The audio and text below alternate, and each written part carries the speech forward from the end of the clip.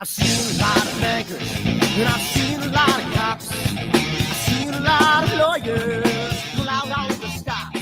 I've seen a lot of children with their parents in their hands. I felt a lot of women refuse to understand. Well, I don't think I understand why we're making such a fuss. And I don't think I understand what's come of all of us. And I don't think I understand why we take this world for granted. I just want to get right back to Guitar Players Planet.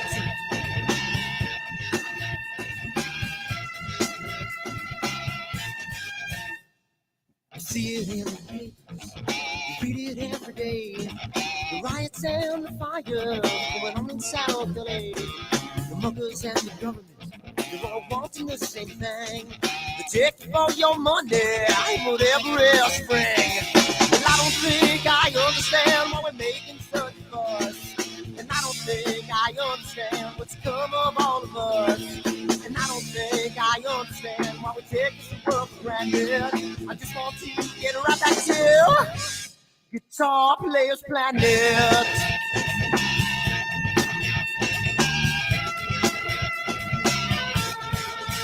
Take me.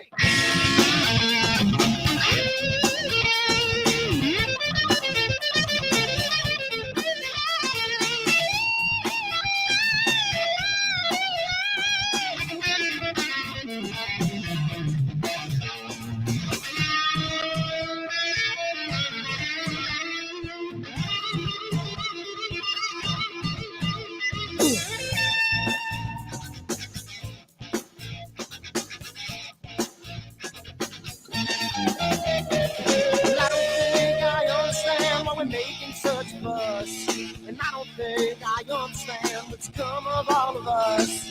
And I don't think I understand why we take this world for granted. I just want to get right back to Guitar Players Planet. Guitar Players Planet. Guitar Players Planet. Guitar Players Planet. Guitar Players Planet. Guitar Players Planet.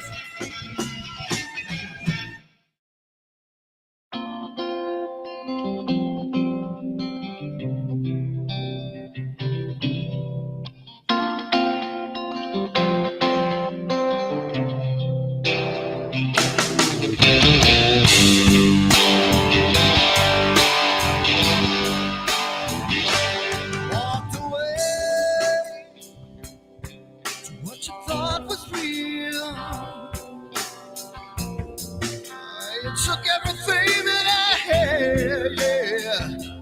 Walked away, but you left one thing behind.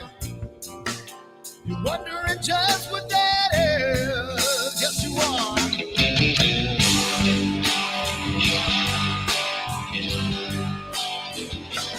Well, the world stops spinning around, I'll be rocking. When the wall comes tumbling down, I'll be there. When the world stops spinning around, I'll be rocking.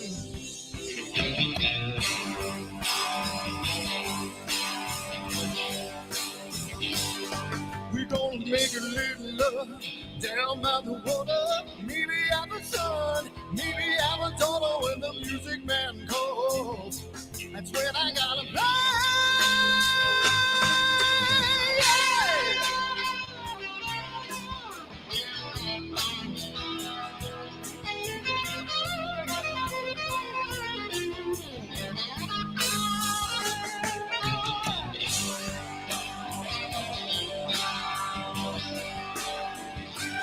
So I burn for the things I never had. I'm burning with hate, with love. Spin around, round. 'Cause as a boy I had a dream. Carry it with me today. Yes, I do.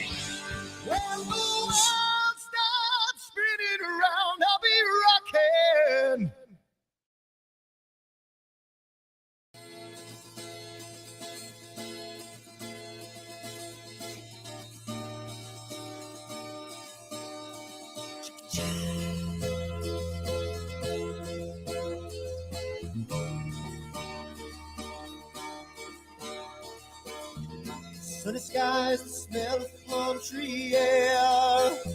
Looking back, I could never feel fair. The way the music has touched my soul, the way that the South holds its control. But I've got a new way to choose. I'm gonna start running back to the land of the new. Oh, na na na na na na.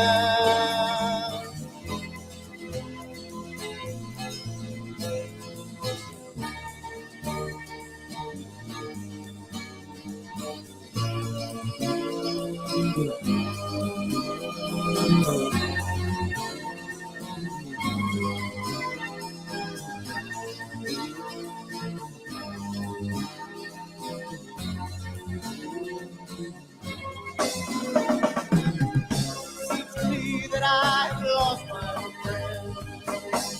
Got the sunset off the highway again. Then I get lost on a long summer day. I must go back before it's too late.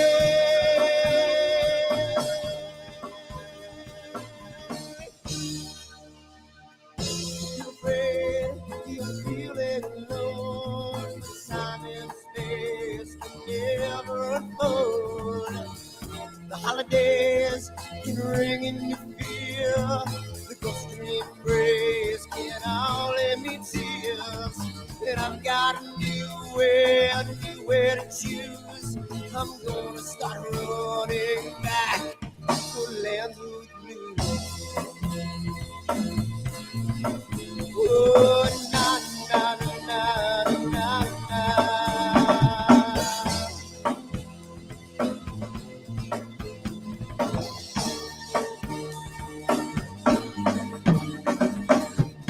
Sitting at the lake, I'm feeling confused, but I had my guitar, so I played this blues.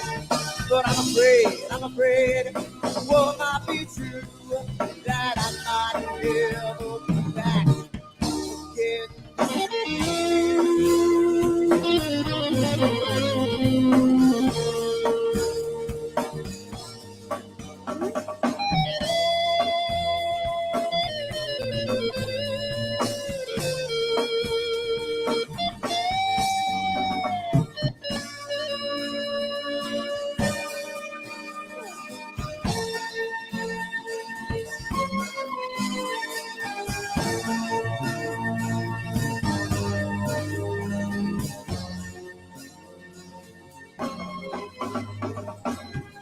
Seems to me that I've lost my friend. Got the sunset off the highway again. Then I get lost on a long summer day. I must be back before it's too late.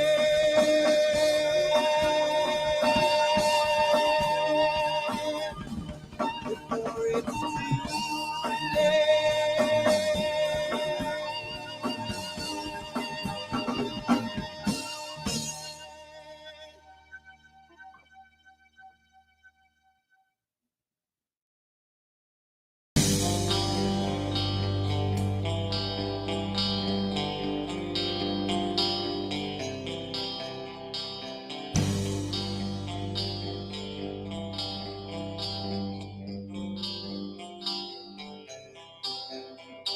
Someone to take me down at night. Someone to make my day.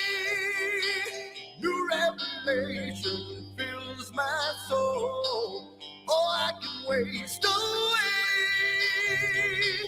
You distracting my attention. You're all that's on my mind. You not looking for perfection, but you're too hard to find.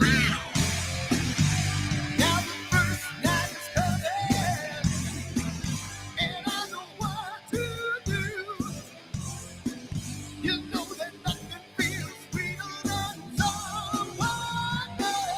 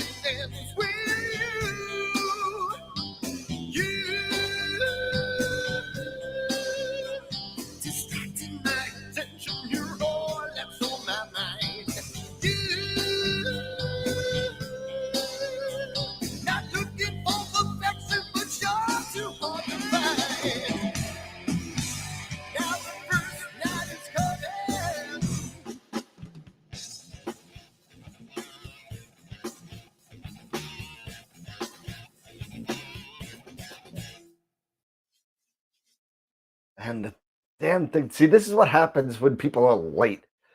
My things are all messed up, and my looks are all messed up. I got two globes up there. Things don't work out right. Hold on, so let me get that out of here. There we go. Then we only have one globe. There we go. Yeah. Oh, how's it going, everybody? What's happening? We have and like like the open forum kind of night tonight. We don't have a guest. We have Eric Cole's coming up, and check it out. I fixed the tickers. So there you go. So now it doesn't go across Peter's face anymore. I fixed it so it kind of scrolls on the bottom. Very nice. And it's easy to do. It's actually I love this program. This program is so great. Anyway, how's it going? We made it. We got some stuff to go over.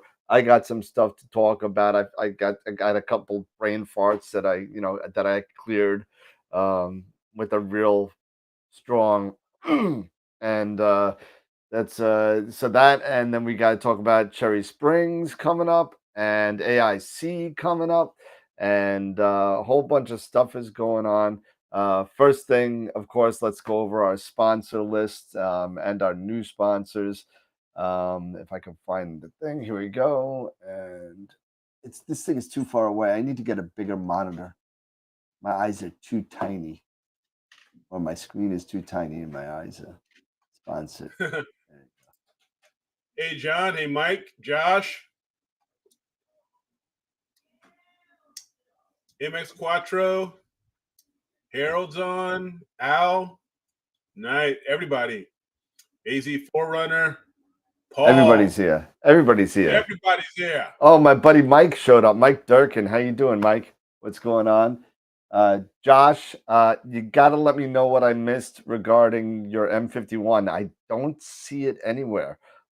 So if I apologize if it didn't make it in this week's picture of the week, I promise you, if you put it up, I'll throw it in next week. So if I missed it, I apologize. But so we got some sponsors to go over. So we got Woodland Hills and Night Skies Network. Thank you so much for being our sponsors at the main sequence level.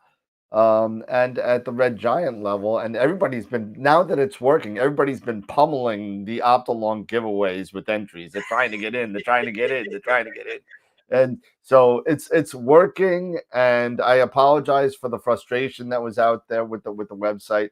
I'm not a webmaster or web designer by any means, so it's me and Simon who have been doing it, and Simon's been getting pummeled at work, so it's been me. So if anyone wants to help out pro bono, I mean, feel free to throw your hat in the ring. But and thank you so much to also our other Red Giant level sponsors, Prima Luce Lab and Camera Concepts. And don't forget the Prima Luce Eagle giveaway. Don't forget it's coming soon. It's July, so it's coming soon. Camera Concepts in Woodlands Hills gives us $50 gift certificates, and we're going to be giving something semi fabulous at the end of the year from Woodland Hills. So that's going to be a lot of fun. Masters of Pix Insight and IP for AP. We just gave out another Masters of Pix Insight workshop on Wednesday. No, Friday. Today's Wednesday. Friday night. Last Friday. Yeah, so it's crazy. This week just flew by. And IP for AP, we're going to be giving away another year subscription to them as well. So if you're not registered for these, go register for them at the website. Thank you also to our Black Hole member, John Gambal, who joined us on Patreon. Thank you so much. You guys are awesome. Red Giant members keep growing. We got 1, 2, Lydell Nunn joined. Thank you, Lydell. Dave, Rocky Mountain is still, we got some extra members coming on, and main sequence members. We have about 1, 2, 3, 4, 5, 6, 12, say 15 main sequence members. So it keeps growing. It keeps going. And if you want to join us on Patreon, the shirts came in, and I got when the camera gets turned on, I'll show you something else I'm throwing in the perks. I'm trying to think about more things. The shirts did not go out yet. I'm trying to throw some more stuff in there, some tchotchke stuff in there. We'll see what else I can chuck in there. I'd know nothing from the closet of death. But thank you also to our Protostar members, Kieran and Greg. Thank you so much. And if you didn't check out the last week's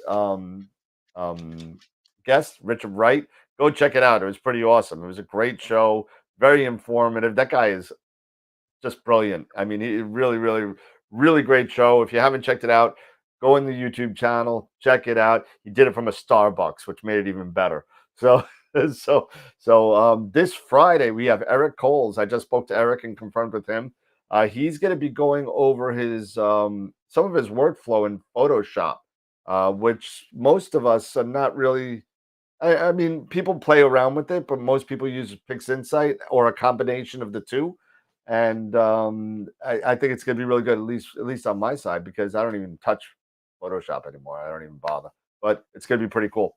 And then we got Maxi Calieres. I finally got the pronunciation of his last name. He's an astrophotographer friend of mine from Argentina. And then we got the tape show with Chris Woodhouse coming on May 25th. We're going to be recording that on a Saturday, guys. So whoever wants to show up, you're more than welcome. But that's May 21st, the tape, and we're going to be recording it and putting it live on May 25th. And he is the author of Capturing the Universe. So check him out. And of course, our social media. Join us on Discord. It's just keeping. We have 60 people now. It's getting bigger and bigger and bigger. Join us on Discord. The more the merrier. The faster your questions get answered. So be part of the community and join us on Discord. And we will go back to the 3-up. And there we go. And of course, I didn't change the names, so the names are still screwed up. Al, he's going to be going over a whole bunch of stuff. He's making a presentation. I don't know the specifics of it, but he's going to be going over a couple of his processes in Photoshop. So it's going to be a lot of fun. Let's see. So basically, it's an open forum tonight. I have a couple things. I don't want to. I spoke for the first 7 minutes. I like to give my throat a break.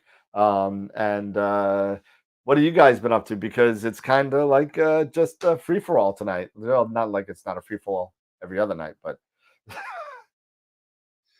Eric, you're muted, I think. Yes, I am muted. Yes. I thought you were screwing with me again. Oh, it's been so much fun when I do that. That's funny. I'm telling you, man. I'm telling you. Oh man, but no. It's been a windy, I would say, a hot and windy week so far.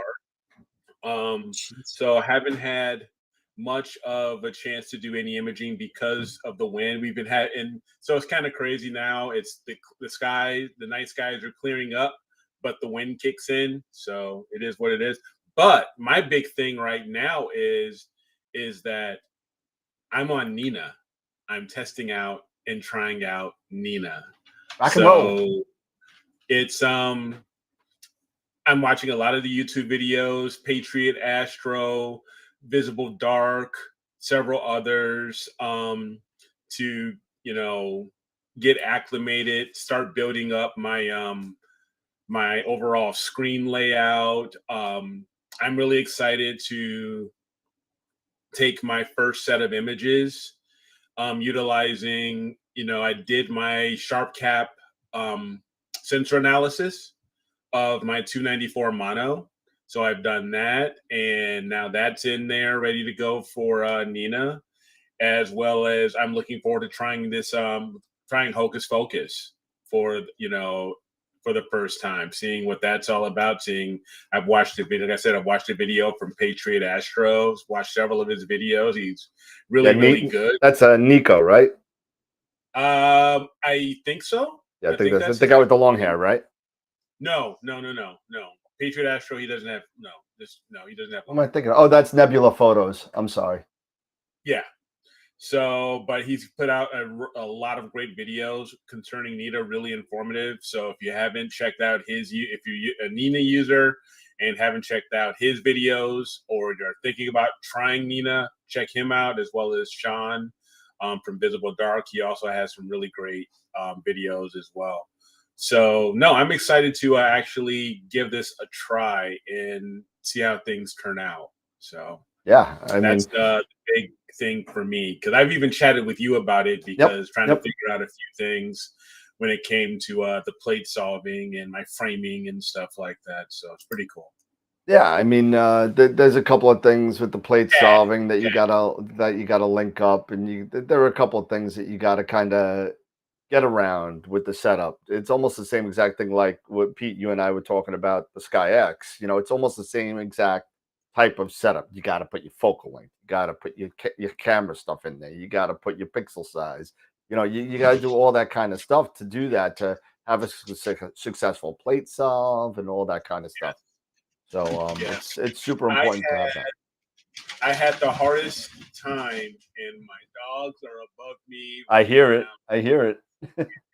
They're 3 dogs, 3 pit bull pit mixes. They're a lot of fun, but man, there's something. It's like a herd. It's like a freaking herd of buffalo right above my head or something. Anyway, but no, Nina's it's really interesting, and I actually did get a chance to use Nina because I was having some issues with ASI Air, and I think we talked about this last week with my guiding and how the deck was fluctuating a lot and just going crazy, and I made no changes as far as my setup.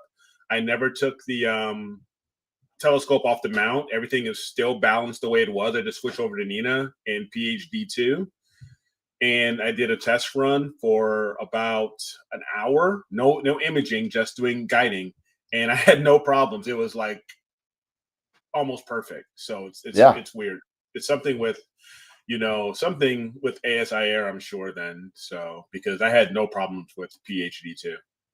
Yeah, I mean, it's definitely going to be some sort of trial and error, getting used to the user interface and all that. But once you get it down, and once you get once you move into the advanced sequencer, you're gonna love it. It's press play and go to bed.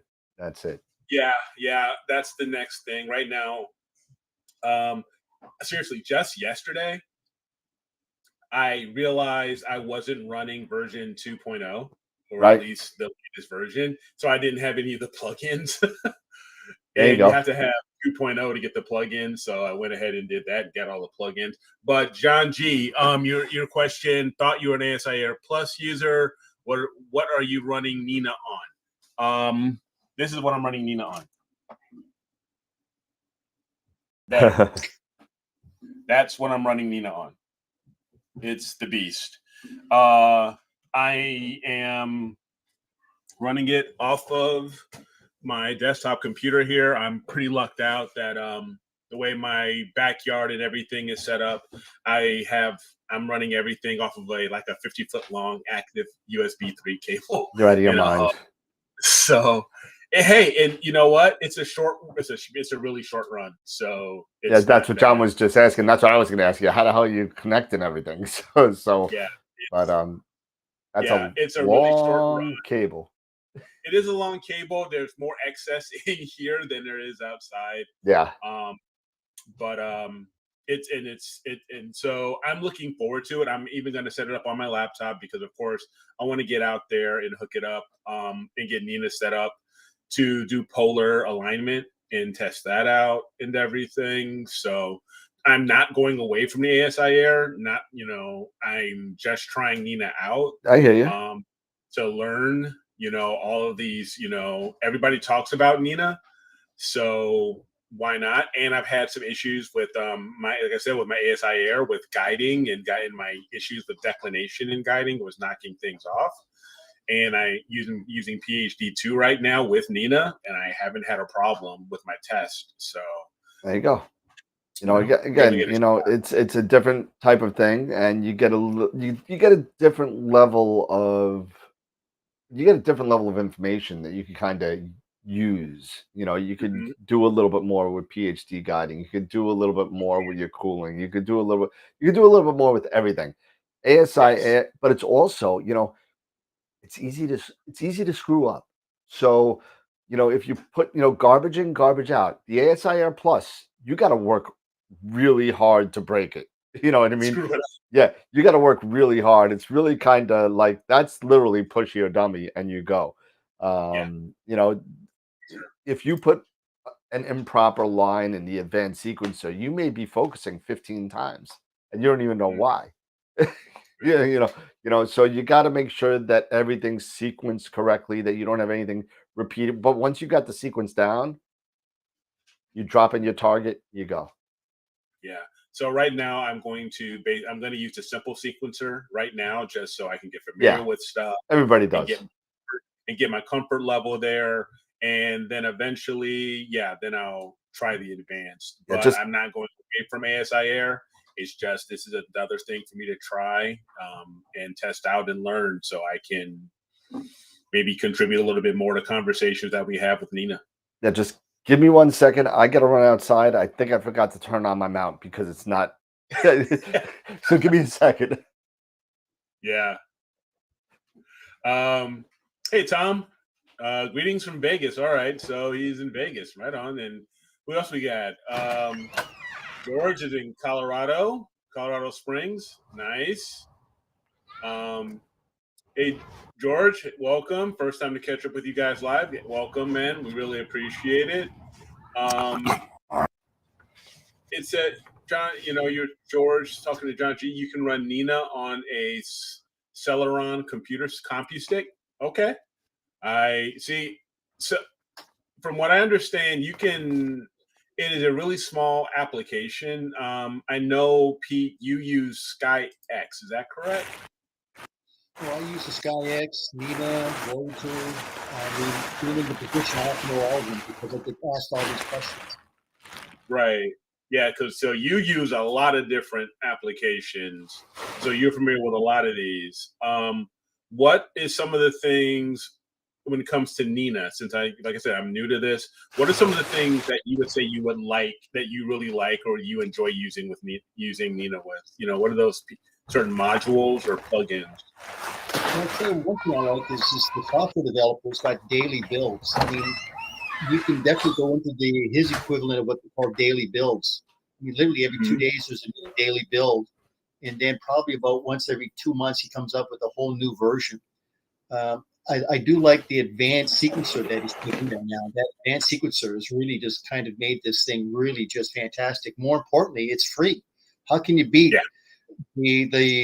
I mean, when you look at a powerful program like this and it's free, how can you beat something like this? No question about it. It's just a great. I like the graphical interface. I mean, I like the Mhm. idea that you definitely move things around. It's got that movable windows that you can actually put into. So, as I said, it's a great program, and the fact that it's free, you just can't beat it. No question about it. And everybody likes free, right? Oh yeah. Absolutely. Everybody likes free. So no, awesome. A couple other comments here we have in the chat. Let's see. Josh, I'm deliberating whether to switch to my red kite or not. Are you still, or what are you planning on shooting? Are you just walking? Are you still doing galaxies or something else? Let us know. Hey, I am back. Tasmania, Australia. Tasmania, Australia. Who's from Tasmania? And Antipodes Astro. Welcome. Awesome. That's Nice. awesome. How's it going, Tasmania? Hey, join us.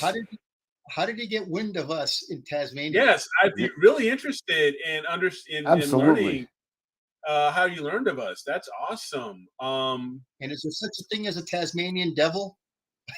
that is awesome. Absolutely. Yeah, of course there's such thing. Rabbits. Absolutely. I love that is Taz. funny. So let me put it this way: are the Tasmanian devils as bad as they appear on the cartoons, or are they just kind of docile? No, they're mean. They're mean little buggers. They're small. They're actually like they're small. Are they like a Wolverine? No, they're tenacious. They're little evil little sons of guns. You What can are they, almost like call them, they're like a little Are they a pint-sized rodent? Wolverine. They're like a kind of Yeah, pint-sized Wolverine. are they part of the rodent family? I mean, I don't I don't have a know. clue, so I'm just curious. Yeah, no. I don't know if they're part of the rodent family or not, or them. I think actually I think they're more of a marsupial. I think you're right. I think they're actually a marsupial, I so they're think you're more right. related to kangaroos. Exactly. Because they have, I think they have a pouch and everything that they hold their young in. But yeah, they're tenacious, evil little suckers. They're like our Wolverines up here, but they're down in Australia. But they're small. They're crazy. Yeah. So Saturday night, I go play hockey Saturday morning. I come back, I get the scope all set up, and then they say, "Oh, it looks like we're going to get clouds coming in." I wake up Sunday morning and I get 4 inches of snow. Sunday, Monday, I get frost. It doesn't get above 42 degrees. It's that cold. There's this late season storm came through here in the foothills, and I mean it was absolutely incredible. And I'm thinking, wait a minute, this is more like a fall day than it is a spring day, and yet tomorrow it's supposed to get up to 85 degrees. So it's funny. Oh my God. See, that's that's just crazy. The turns in weather. 1 minute it's frost and freezing 40s, then the very next day you're in the 80s. Yeah. It's these crazy changes in the weather. It's nuts. So getting back And to what does it do to our gear? Are they kind of like a snipe in America? We call snipe hunting. I don't know, but yeah, but they're something else. Tasmanian devil. Yeah, they're yeah. Oh yeah, they look like little Wolverines. So here, Yeah, I'm just gonna share. and you were right, Eric. They are a carnivorous marsupial. Yes, they are. So here, I'll just share my screen with you here really quick so you can see this. Darn it, We're talking about Tasmanian devils. What's going on with the show? I know, right? I mean, look at these little I don't know what a Tasmanian devil is. I don't have a clue. This is where they are. Take a look. This is what they look like. Can you share the screen there, Eric? I'm sharing. Hold on. How's that? Oh, there you go. Oh, there we go. Oh my God, it looks like a vampire. Look at that. Look at those teeth, man. It's crazy. Oh, these teeth. And they're small. They're small little things, but they're like little Wolverines. Yeah, they look like a little Wolverine. Yeah. But yeah. There he is. So that's my favorite Tasmanian. One more second. Sorry, guys. I'm in the middle of doing some stuff here. So yeah, but I'll stop sharing here. So if I'm not mistaken, a marsupial, right?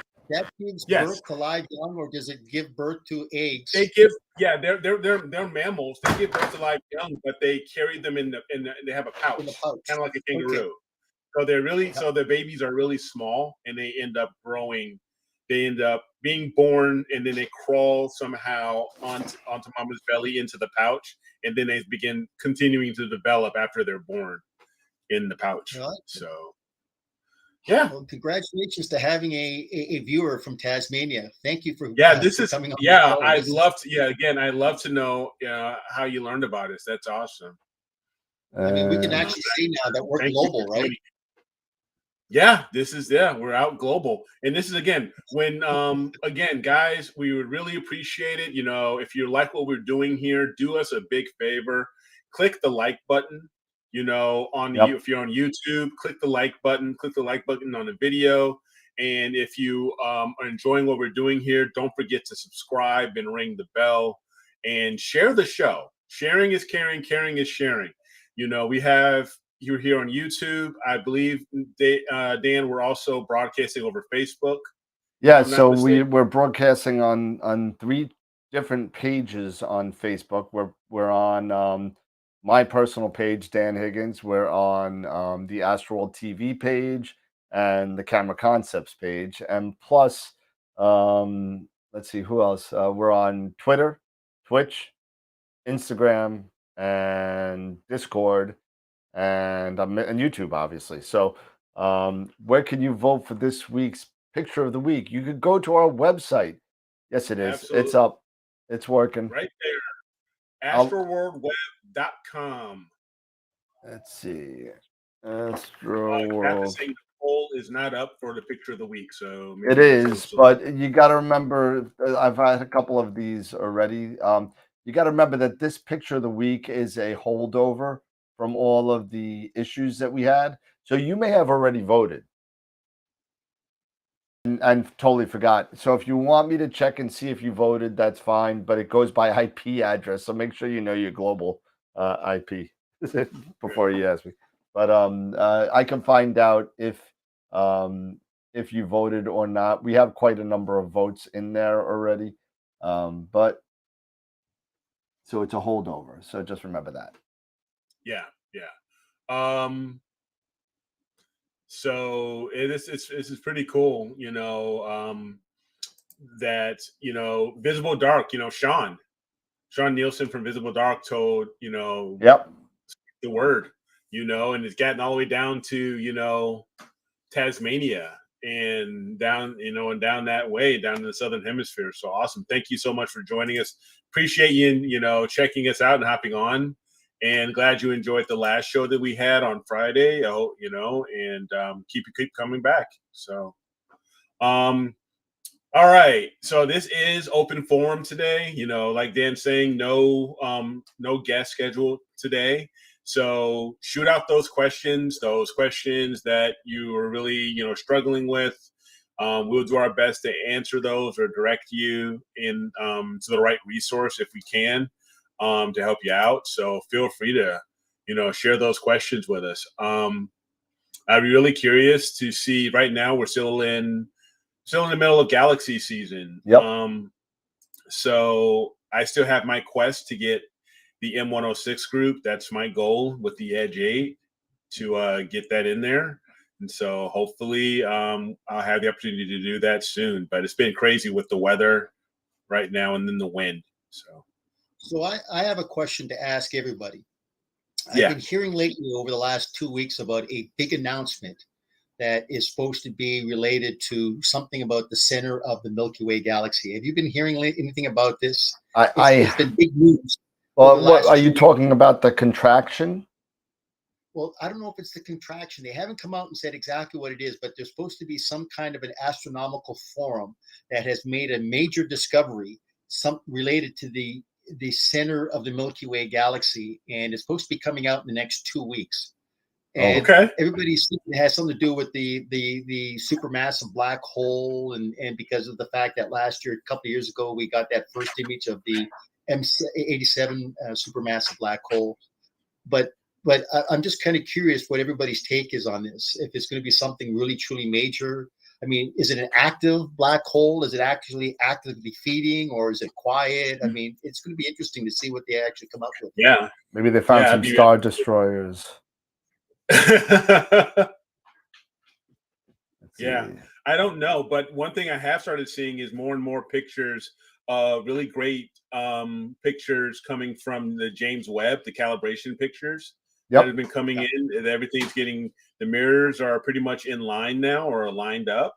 So I'm really looking, and I guess is it next month or in July is when they're really going to start imaging, start finally getting some real imaging started. So I'm really looking forward to seeing what we can get from the James Webb.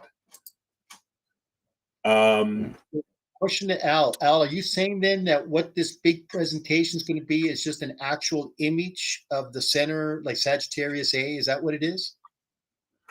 Oh, my bad. The new poll did not start, so I apologize about that. And I will start it now. I'm not sure. He says it's an image. I'm not sure. Okay. Is it that the magnetic pole flip of the black hole I read about, or is it something else? Well, it looks like somebody actually That's said, what Elliot said, it looks like it's going to be announced tomorrow on the 12th. So that should be interesting. Oh, okay. All right.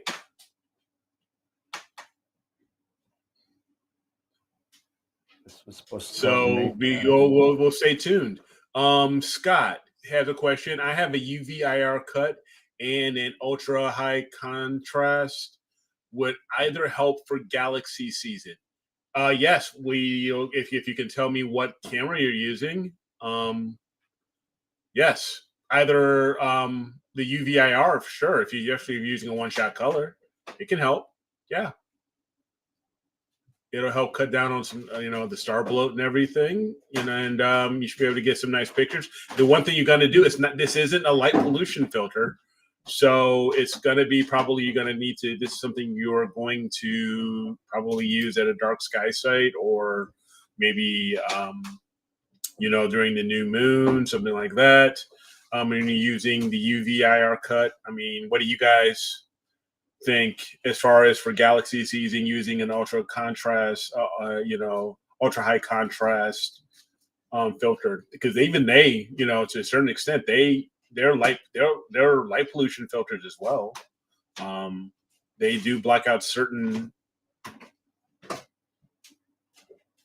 I'm sorry. I'm in the middle of doing something here. I apologize if I'm not attentive right now. I do apologize. I'm just trying to fix this for everybody that's yelling at me about the about the voting. Okay. And it should be up now.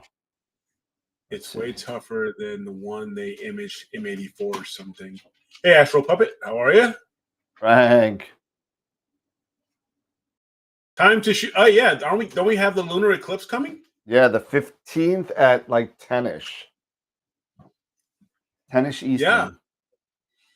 So lunar eclipse, guys, get your, if you're going to be in a good spot, in a good situation with nice skies, start grabbing those photos of the lunar eclipse. Let me see. Okay, Mark has a follow-up question from Discord, combining different bin images in yeah. Insight. I saw that How does picture. that work? I saw that question on there. Yeah, I actually answered that on there. So basically, if you star align, it'll resample the picture to match the bidding rate. So that's why you could do 1, 2, or 3 all together. And what you could do is you could resample the picture to get it to the same geometry. And then you could redo the star alignment, and it should do it pretty seamlessly. Okay. As a matter of fact, if I remember right, Masters of PixInsight put a quick tip regarding just that, adding bin 1 to bin 3 for a Galaxy, I think. Okay. So yeah, it should do it pretty easy. Shouldn't be a problem. Yeah, everybody's saying that voting works now. So it does work now. There we go. All right, cool. Now I can talk and pay attention now. So I'm sorry, everybody. I apologize. There you go. Awesome.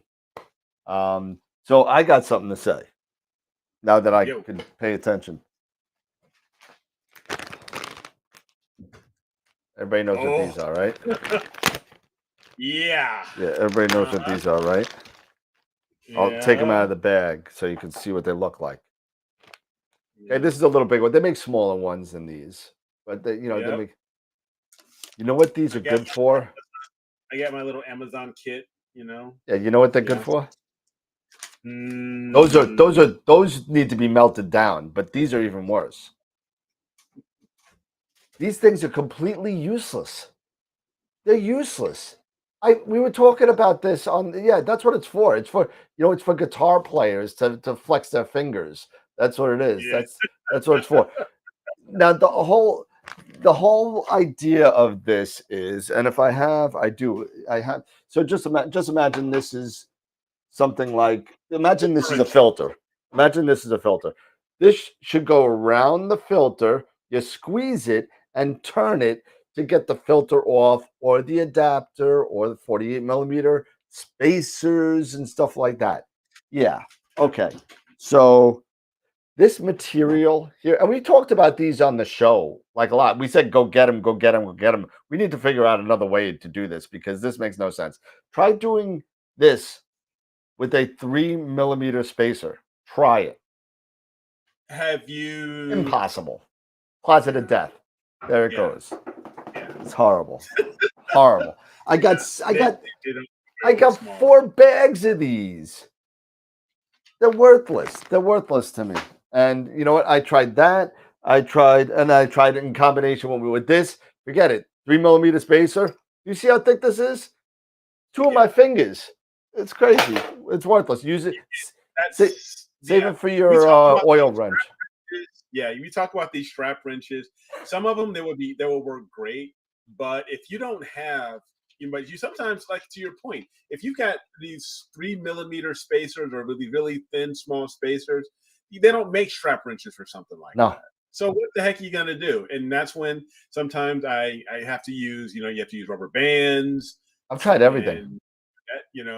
I had to use a longer spacer to crank it down on the other one to lift it up. And all right, so do you have any way, like, can you describe exactly what the situation is? So you've got a filter, and what do you? No, it's not even filter. It's 2 spacers that's it. It's just 2 spacers. Okay. It's like a 5 and a 3 or something like that. Okay. One thing have you tried gripping using the wrench on the actual thread on one side and then holding the other one with the other adapter? Yeah, I didn't want to ruin the threads on one. But well, if you can, something like this. I tried this with the thread, gripping the thread that's on that one adapter, and then on the other side, just grabbing the actual adapter, and that seemed to get some good grip, and then gripping that thread, and then I was able to do it. I spent like 45 minutes separating a 3 mm thread. It drove me nuts last night. Dan, are you saying that they're going to end that? Are you saying that package is going to end up in the closet of death? No, I think Mark Murator, a buddy of mine, gave me a great idea. I could throw them in with the shirts. I could throw them in with the shirts. So don't you dare! We're gonna start losing subscribers then. What's that? Start losing subscribers. They'll hate me for sending this to them. And you know what? I'll include the other useless piece of whatever it comes with, the rubber band. I'll include the rubber band that will go with it. So you know what you can use those for then is after you open up your bottle of wine and the cork only goes halfway back in, you can use that to be able to take the cork out, right? There you go. Yeah. There you go. Perfect. That'll work. Oh God, it drove me nuts because I was talking with Pete today. I'm dealing with some sag on my system, and of course I took the whole Pete. I didn't even tell you this yet. I took the whole thing apart. I took everything, every single screw, every single nut, every single bolt, every single thread was unattached. And as I was doing it, when I took the focuser off the baffle or the flange, I took it off and something fell. And I'm like, what is that? And something fell inside the telescope. And I'm like, what is that? And it turned out to be one of the grub nuts, just like basically disintegrated in there. And it was just pieces of it just fell out the hole. So you had 3 grub screws. The one basically was so loose, the other 2 were just holding on, right? Yeah, pretty much. So I was able to find some 3mm. I had some 3mm hex head screws that I kind of bolted in there. So we're gonna test it today and see what's going on with that. But hopefully I can get a picture to test the curvature again, because I was getting literally. I started at 8, and as it went through the sky, it went up to about 50. So it was definitely not. I definitely can't take that to Cherry Springs in that condition. So we will see. So that's Those are my two brain fart things. I also have a video. I have a 1-minute video. You want to see a video real quick? Let's Go do for it. it. Yeah. Let me see if I can get it on here real quick. Let me minimize this. In the meantime, Is it highlights of the Toronto Maple Leafs Tampa Bay game last night? It is Lord, definitely not. And hold on a second. Let me play. And let me rewind that. And I don't know if you guys could hear the music.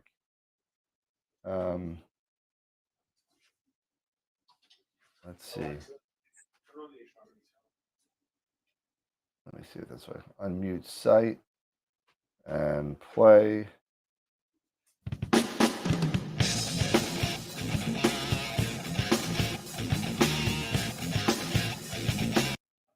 All right, so it works. Can you guys see and hear it? I see a graphic. All right, so go on the YouTube site so you can see and hear it. Yeah, I don't see anything. Go onto the YouTube site so you can see and hear it. They can all hear it. Go onto the YouTube site so you can see and hear it. They can all hear it.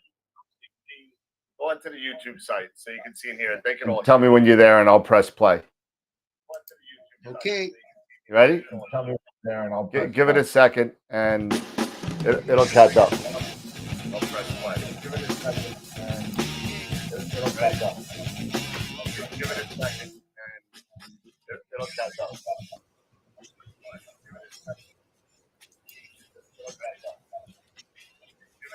What the hell's wrong with my telescope now? Oh my God.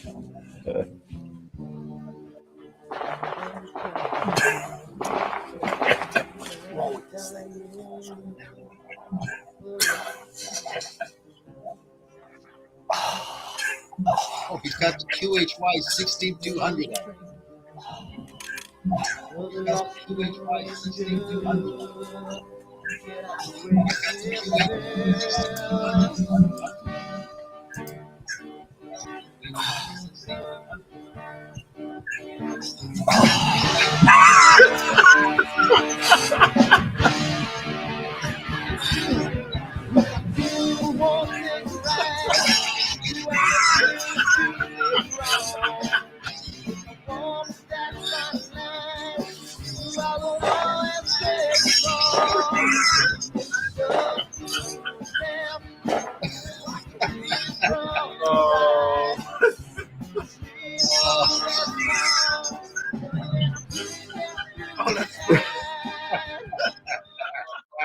That's a great advertisement, man.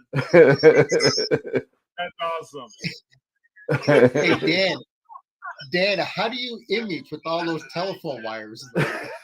Dude, why do you think I only get like 3 hours of like imaging a night? Why didn't you think I gotta wait for them to pass? So Oh wow. we're getting a bunch of laughs on here. So. As you should. Oh man. And of course, we can't get nailed for copyright with the music because that's, of course, my band. So from like 25 years ago. So, That's funny. We can't get nailed for copyright with the music because that's. All right. So mute the YouTube site. And guys, give me 1 second. I'm having an issue with my rotator again. So hold on 1 second. I unplugged everything. So let me run outside. Oh boy. Oh God. Yep. That's right. That's what it is. You know, that reminds me of Mad magazines. Remember Farquhar Nerd? Things not to do. Oh, no kidding. That's funny. Now picture this in the background. We're going to be hearing a hammer, a jackhammer, Yep. a couple of saws going on. Yeah, because you can actually hear him walking around right now. So just get ready. Oh, that's funny. Oh, so Hey, wait for the Jerry, F-bombs good to to have start you on the dropping. show. Say it again. Oh, Jerry Valdez is on the show, so I just want to shout out to Jerry. Welcome. Oh, okay.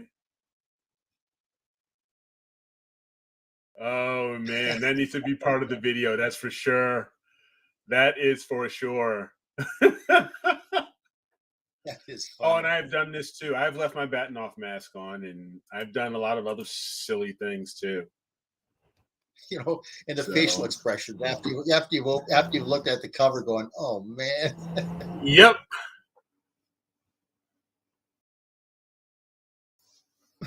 That's Yeah, funny. it doesn't.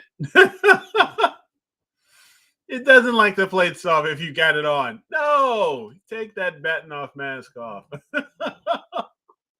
God. Oh, You know that's what? too funny.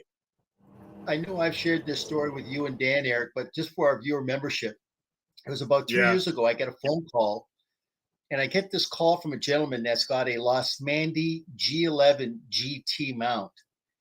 And Okay. he swears to God he's having all kinds of issues. He can't get it balanced. And I'm trying to help him out over the phone. And so finally I decide to say, look, sir, do me a favor. Send me a photograph of what you've got and let me take a look at it. And then I can walk you through it. I swear to God, I get the photograph, the counterweight shaft, he's actually threaded into the opening where you get the polar scope coming through. I have no clue how he actually got it threaded on there. And then he had two 20-pound weights on there. I mean, I'm going, holy smokes. I don't know how he didn't break that, how he didn't wreck that damn mount. I really don't. I really don't. I know how that. I'll tell you, sometimes, you know, it's just those things. Yeah. I don't care how long. Everyone still forgets the lens cap. Yep. Yep, you do.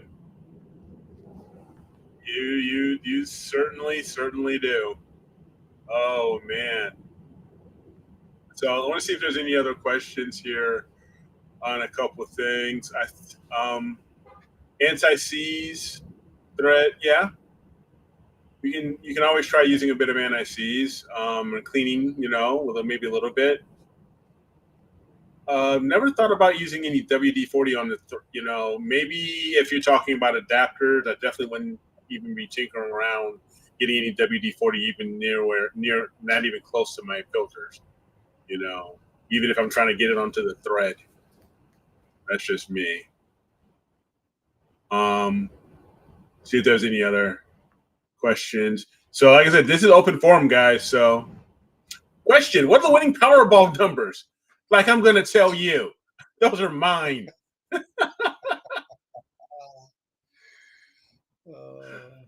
Oh. Oh, So that's funny. Yeah, the have you ever? sprinklers. Oh gosh. Yep. No, fortunately, I have not yet. I'm lucky to say that I have not done that yet.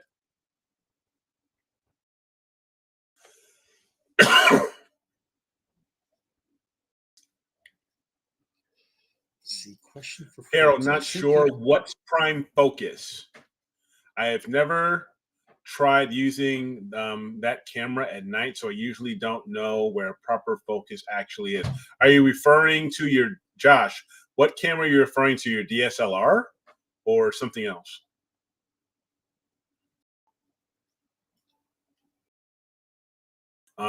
Question for folks. I was thinking to do some experience between the Triad and the Triad Ultra. Any good sulfur 2 target recommendations? Maybe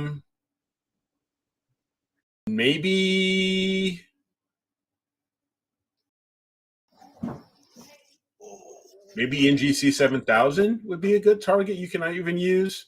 You can get some sulfur off of, you know, Well, you can pull some sulfur out of there, you know, out of the North America Nebula and around the Pelican. Jerry, I'll be honest with you.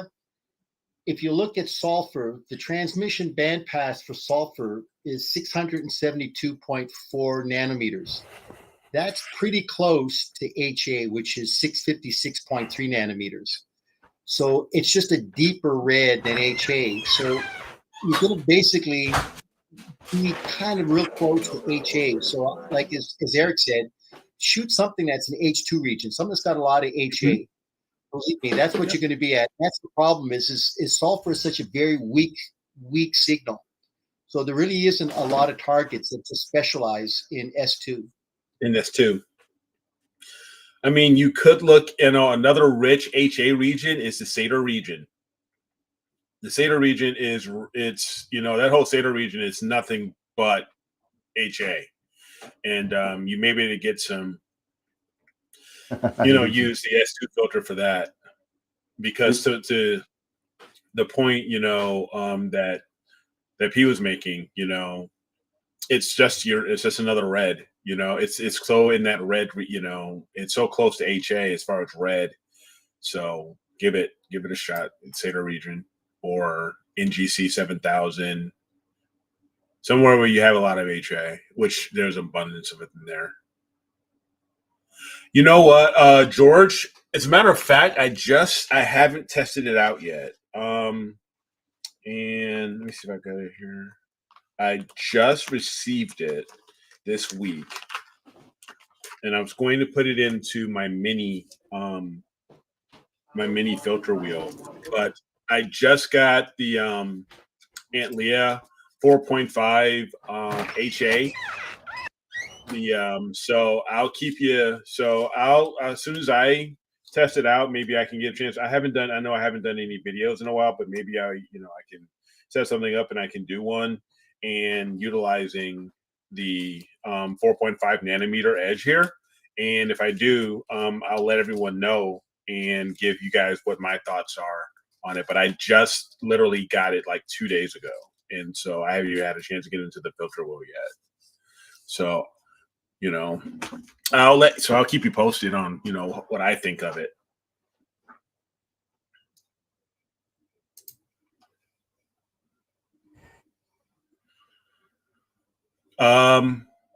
Let's see. There's a few other questions, so let's take a look. For those who bin, do you prefer software or hardware binning? I feel like binning in software is better for you. Software is better so that you still have full resolution files.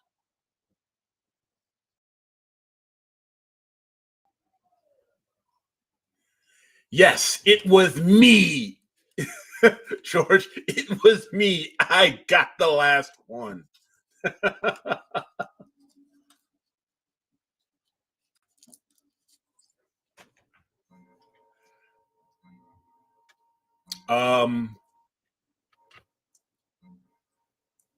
Sorry, I don't want to keep any dead air. Yeah, M16 is starting to rise now, Mark, for sure. We're starting to get close to summer nebulas. M16, the Lagoon Nebula, M20, the Trifid Nebula. We are getting close to the summer, where the Milky Way is coming back. So in bringing us back those summer nebulae, where we would lose out on galaxy season and missing out on seeing those galaxies, because Milky Way is coming back into front and center. So for sure.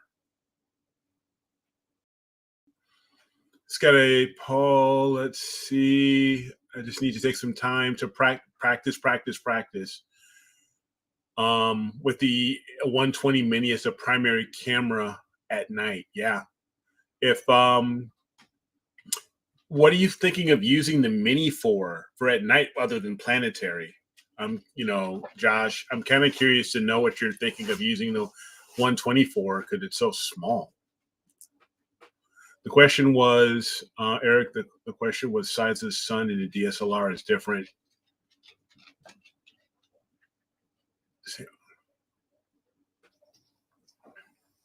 I mean, yeah, because you got definitely it's two different types of sensors. You're going to have, it's definitely going to be a lot different. Your 120 having that smaller sensor, I think it'll actually look bigger.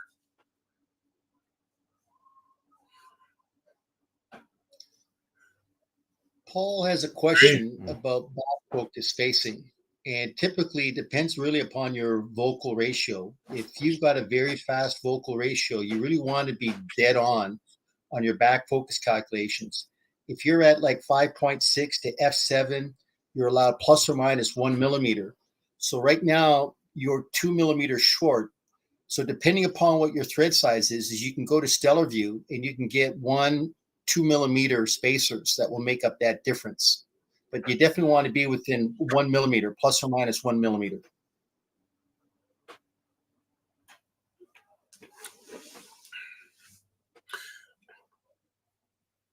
Oh, you're trying to go solar. Okay. So no Barlow on the Mini. I haven't done, I'm still getting to the point where I haven't even really tried solar yet. It's one of my goals is to really get a chance to use solar. And I've got a 174 Mini that I was thinking of actually using for it instead of using the hockey, spending the $500 to get the hockey plug version of the 174, even though it's a USB 3 and it has much faster frames per second. I just haven't gotten there yet. So yeah.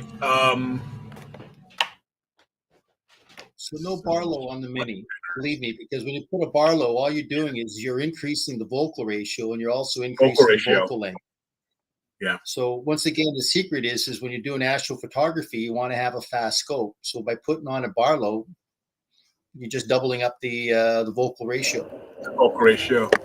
Yeah, and if you're using this with your refractor, what scope are you using, Josh? I'm kind of curious. What scope you're using? Well, okay, good. So Paul's at an f6. So yeah, Paul, you're okay. You've got anything less than f7 is considered fast. So definitely reach out to Stellar View. They've got like 1 millimeter, 2 millimeters, and 5 millimeter spacers. You can buy them individually based upon what your thread size is. So if it's an M42 or an M48, you can definitely just reach out to them and they'll just go ahead and ship it to you. So that'll make up that 1 millimeter that you got. You'll be fine.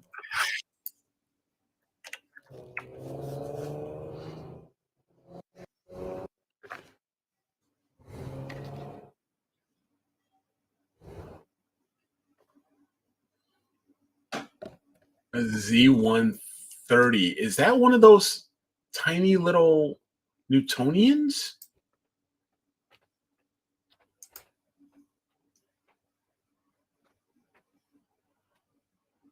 I'm not 100% familiar with those scopes. I'm sorry.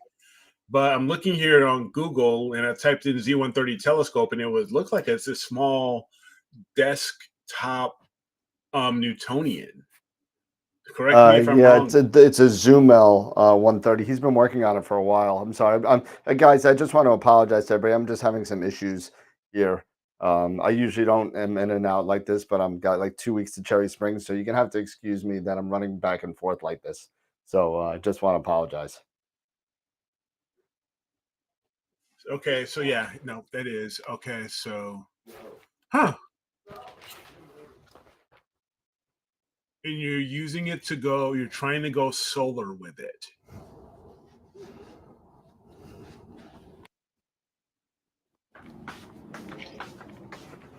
You need the 2x Barlow with the DSO to be able to get it into focus, but you don't have that problem with the 120.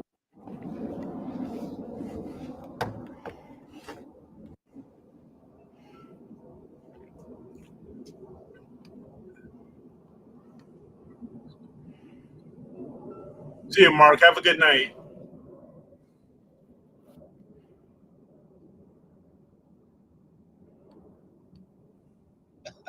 That's funny, Jerry. Yeah. Check the scope cover, the power switch. This video was funny. Yeah. You see, what's interesting is we've talked about this a couple of times. Is that when we're looking at back focus, the real critical thing is determining what's your vocal ratio. If you've got a fast or very fast vocal ratio, your critical focus zone is very small because once again, we're talking about a CFZ in microns.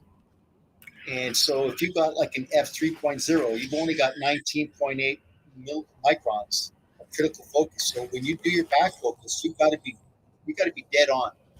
You don't have that plus or minus 1 millimeter that you do if you're like at an f5.6 or an f7.0. When you get into those focal ratios, then you got a little bit more forgiveness.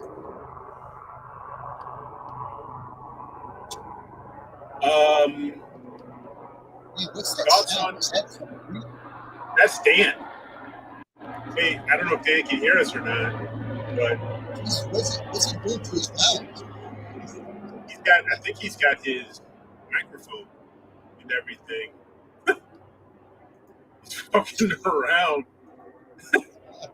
everything going.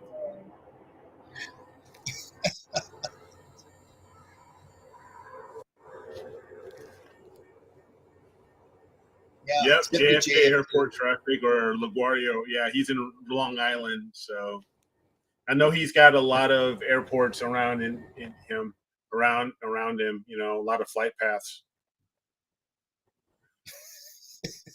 So that's funny.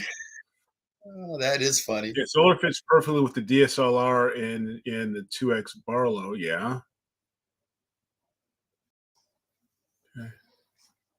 I'm not sure. Thoughts on using a 127 millimeter Mac cast for galaxies? Honestly, I really think Mac casts are not really built for that distant. For DSOs for distant DSOs like that. In my opinion, I thought they're really built for planetary. So I don't Yeah, know if you need something that's got a long vocal length. So you're looking at like an RC, a CDK, even like a C11, C14, even a yeah, C9 quarter is what you got, Eric. So that would do. yeah. But, I have a it's C8 and yeah, I have a C8 and mine's at about 1400. But I'm just thinking, I mean, you need even something with in that 1500 millimeter vocal length to get galaxies. yeah, I mean, I think don't get but me they're wrong. so We're talking about slow. getting in there, getting detailed. Yeah, but see, the thing is with Macs, they are so slow. They're usually like an F15, which Yep. is great for planetary, Visual.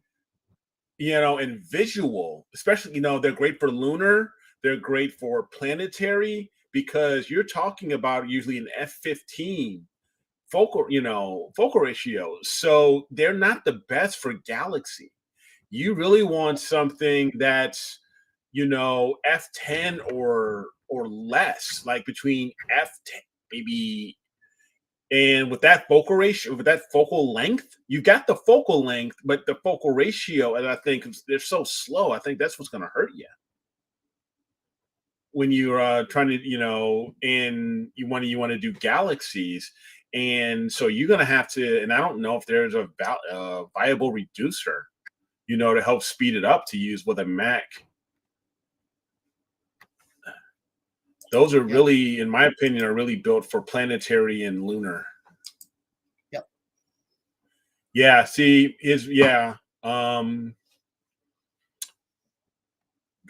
because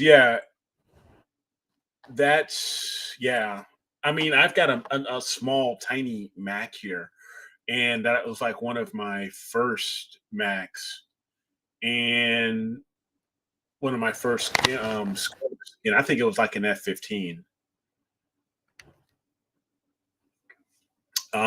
So like F12, that focal ratio is really slow to be imaging a galaxy.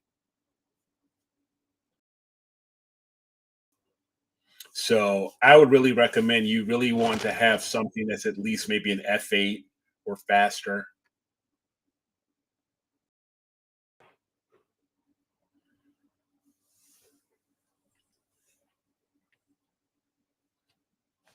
Especially for deep sky. So that Mac will be great for planetary, but and lunar, but beyond that, it's not what I would recommend.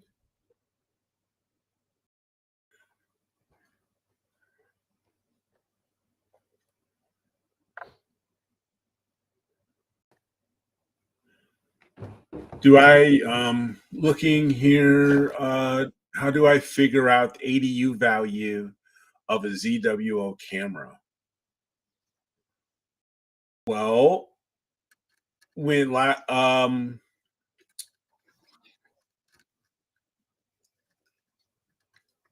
you are going, when you're taking your shots and you're taking your images, you'll get your ADU value based off, when you take those images, right, Pete? You'll get data.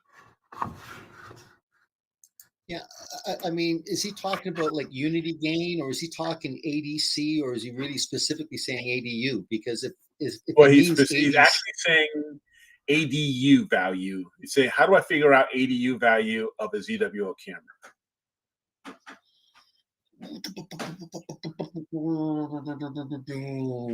you know what? That's a good question, because I'm thinking, isn't unity gain, doesn't it give you an ADU value at unity gain?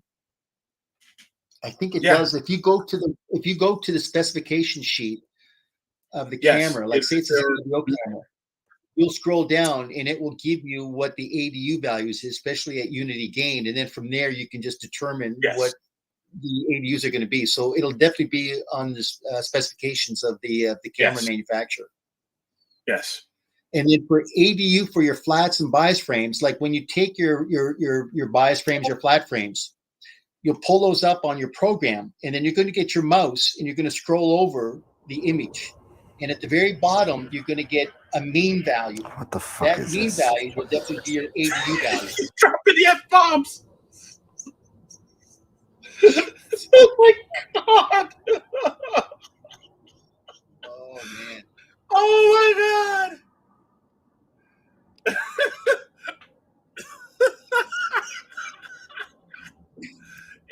What happened? He's on a hot mic. And you're right, Dan. That's what the noise is, right? That's the mic that's getting hot over there. Oh. I think I need to text him.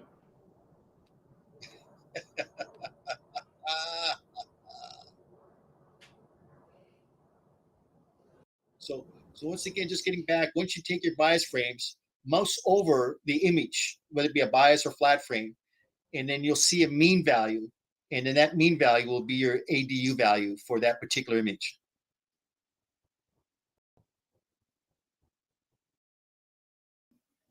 Virgin ears in here. I know.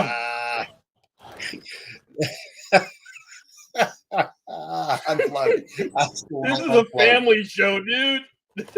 That's too funny. I just text him so I can, maybe he can get it on his, maybe if he has his phone with him. I don't know, but that's just funny. Oh, God. I need 7 seconds. Oh, that's funny. Oh, yeah. Dan has got too many things going on at the same time. He should have just said, hey, look, maybe tomorrow is the right day that I should go ahead and just try to get this thing set up for Cherry Springs. Yeah, I don't know. But it's just funny. Maybe we ought to have a kitty for every 4-lettered word that gets presented on this show. Mm-hmm. Oh, that's funny. Yeah, that's something. Yeah. Oh, yeah. Thanks. Yeah, the shirt. Yeah. One of my favorite books. So love it.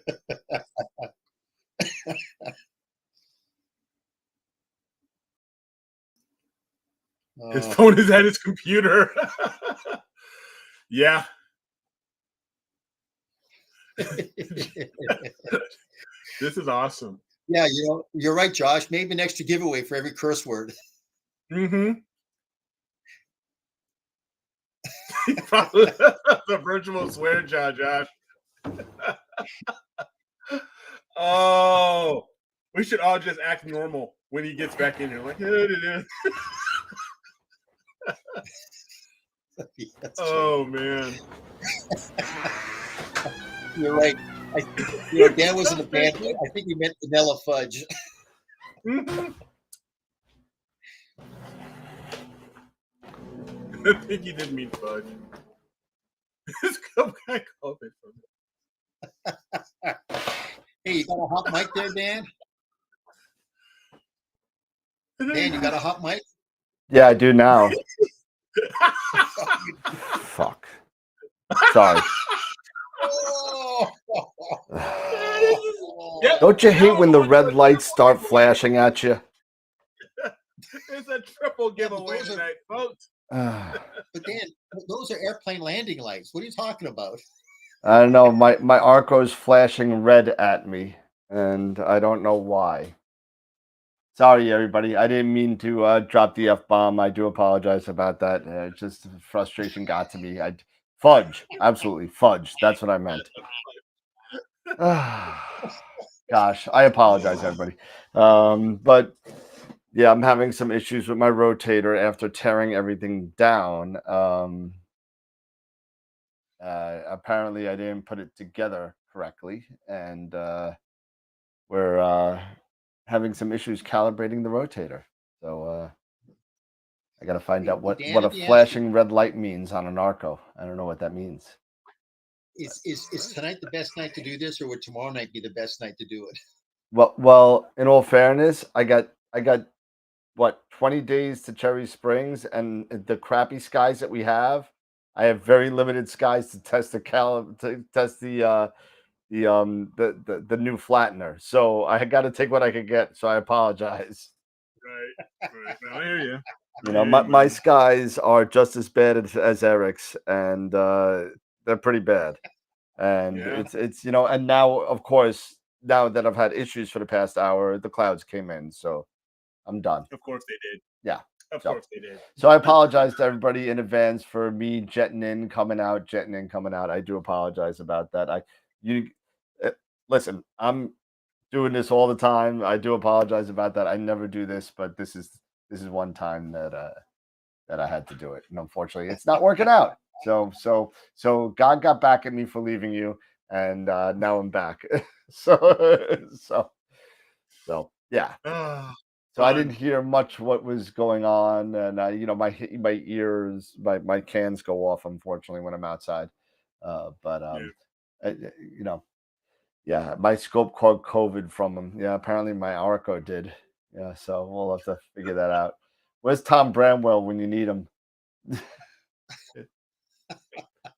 Matter of fact, I'll text him right now. It's Pacific time, so it's only 7 there, so I don't feel so bad. Well, so is it just a steady blink, or was it just blinking like in sets of 3? I mean, no, it's a steady blink. He'll tell me what it is. Let's see. Hey, Daniel. Oh, I just got that. Hey, Daniel, mic is on. Whoops. Yikes. I should have left the mic inside. That's what you get when you got these things on. Oh, funny.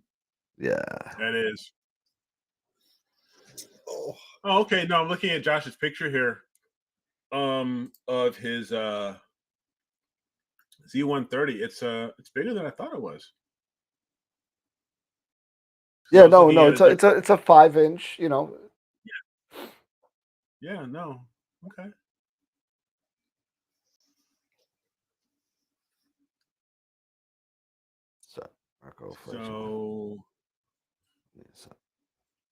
So he's doing doing solar works okay with the DSLR, but when you're switching over to your 120, it's not working out so well. What's not working out? Well, he was trying to do solar, and he was using he's doing solar with the 130, and he uses the Barlow with the DSLR, but he's not using it. But he wants to try out his 120 mini guide scope. He wants to do that. He wants to use it, that camera, for solar, and he seems to be having some trouble. That's a really small chip, number one. It is. It's a really small chip. Yeah, that's going to be tough. It's not going to be easy. And he's going to have to put like an IR UV filter on there. Do they make one that small for that camera to be able? It's a 120 mini. You can. Yeah, you can fit the 1 1/4. You can use the 1 quarter. You can use a 1 and a quarter for sure. Yeah. And one thing is with that, don't you need maybe I'm mistaken here and I'm just thinking because of Schmidt. What's that? Do you need some sort of energy reduction filter? Well, that's what I'm saying. You definitely need it. I mean, no question about it, because you're bringing that light cone in, and that light cone is going to produce a lot of heat. Yep. So you got to have you got to have an energy reduction filter. No question about it. Yeah, because this isn't a refractor where you can have a quark and use an IR cut filter. Having a small refractor, I think there's certain things you might seriously. Okay, you have a glass solar filter, but even with a glass solar filter, with that type of scope, I'm not a solar person, so I really can't comment too much, but I would think with that size of scope, even as a 5-inch Newtonian, you would need to think about an EFR, an ERF, but I could be wrong. Nope. I mean, it's an insurance policy, right? You're protecting all your equipment. You're protecting You your are. camera. So guess it's a cheap policy to have just in case. Yep. Yeah. Agreed. I would definitely consider it, because I was thinking about doing solar with my Schmidt, and one of the things that I was even told, because I was speaking with people at High Point, and they said, yeah, if a Schmidt, you definitely need to get an ERF. If I was going to use my if I was going to say do HA imaging, solar imaging, and use a quark. Now, just doing my, using the white filter, that would work fine, for me. So maybe that's what you're doing, is you're using, that's basically that glass filter is a white filter. So like I said, I'm not an expert on solar, so I'm not even going to try to pretend. Yeah.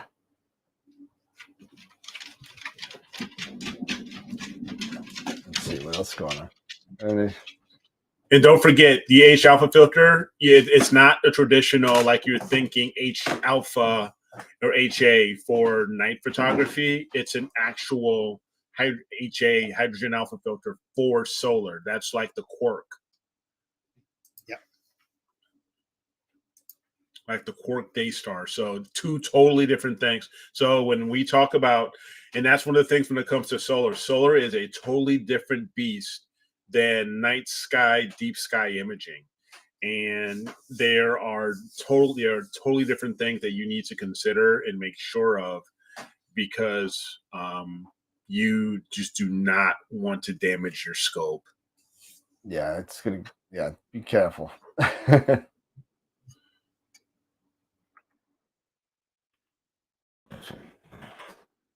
Yeah, it won't fit on, that is a really small chip, Josh. The 120 is a very small chip. And pointing that at the sun, you're only going to get a very small piece of the sun. But again, I would really recommend contacting an your astronomy club, or especially talking to someone maybe at High Point or Daystar or OPT, someone who has some experience working with people who do solar imaging. And no, like I said, again, the H alpha filter that you're thinking, it's the one you use at night for hydrogen alpha. It's not the same thing. It is completely different. The solar filter, that's a white filter. And that's and if I'm not mistaken, and guys, if you guys know, please chime in the audience or in the in the comment section. But the hydrogen alpha or the HA filter for solar is like when you have for the Daystar quarks, which is what you use to really get the prominence, or the chromosphere rather, and it's very, very different. So again, I'm not an expert on it, so I'm learning that slowly but surely.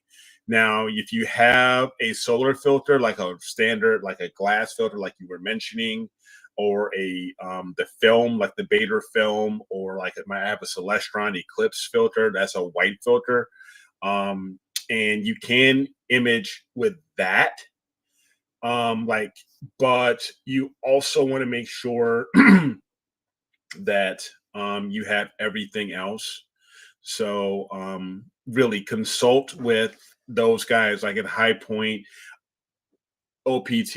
I'm not sure if Dan, if anybody at Camera Concepts has expertise with solar, but I would really want to. I would recommend you work and get the right information. Yeah, I would even go straight to somebody like Daystar or Lunt first. Daystar or Lunt, exactly. Yeah, it's completely totally different filters. I mean, for me, using my Schmidt Cassegrain, my 8-inch Schmidt Cassegrain, I can do solar with it with the white filter, and I can use either like a 174 with that, and it can get the disc. I can get the disc of the sun, something like that. So, but again, I haven't really tried it yet. It's one of my goals to get out there and give it a shot. Yeah, I'm super excited for this solar eclipse, the lunar eclipse coming up. Yeah, yeah.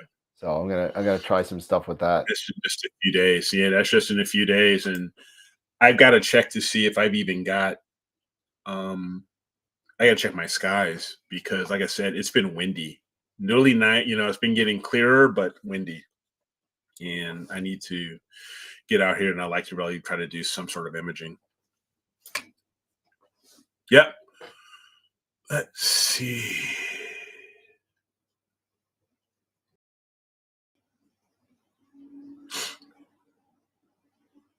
Hey, Dennis just gave you $20.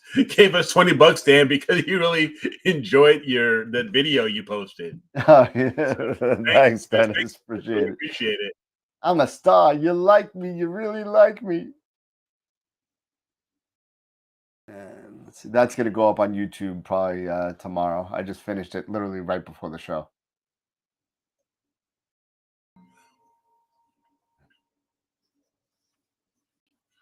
Yeah, Solar Finder is a very useful little tool for sure. I don't know if I know. Yeah, because like here, I've got this little guy.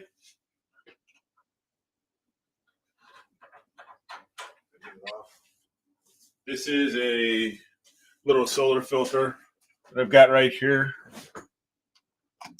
I'm not even, and honestly, I haven't even tried it yet. It's from SV Boni or S Boni, and it's supposed to, be a nice little. It's supposed to be a solar finder. So it was only $25. So if it doesn't work out, then it's $25. I mean, I spent a lot more than that on what I'm doing. So it's not a big deal. What you should also do is look at HuTech Astro and look at the high note solar guider. Bar none, that's the best one for solar guiding. What's it called? It's called the High Note, HINODE solar guider from HuTech Astro.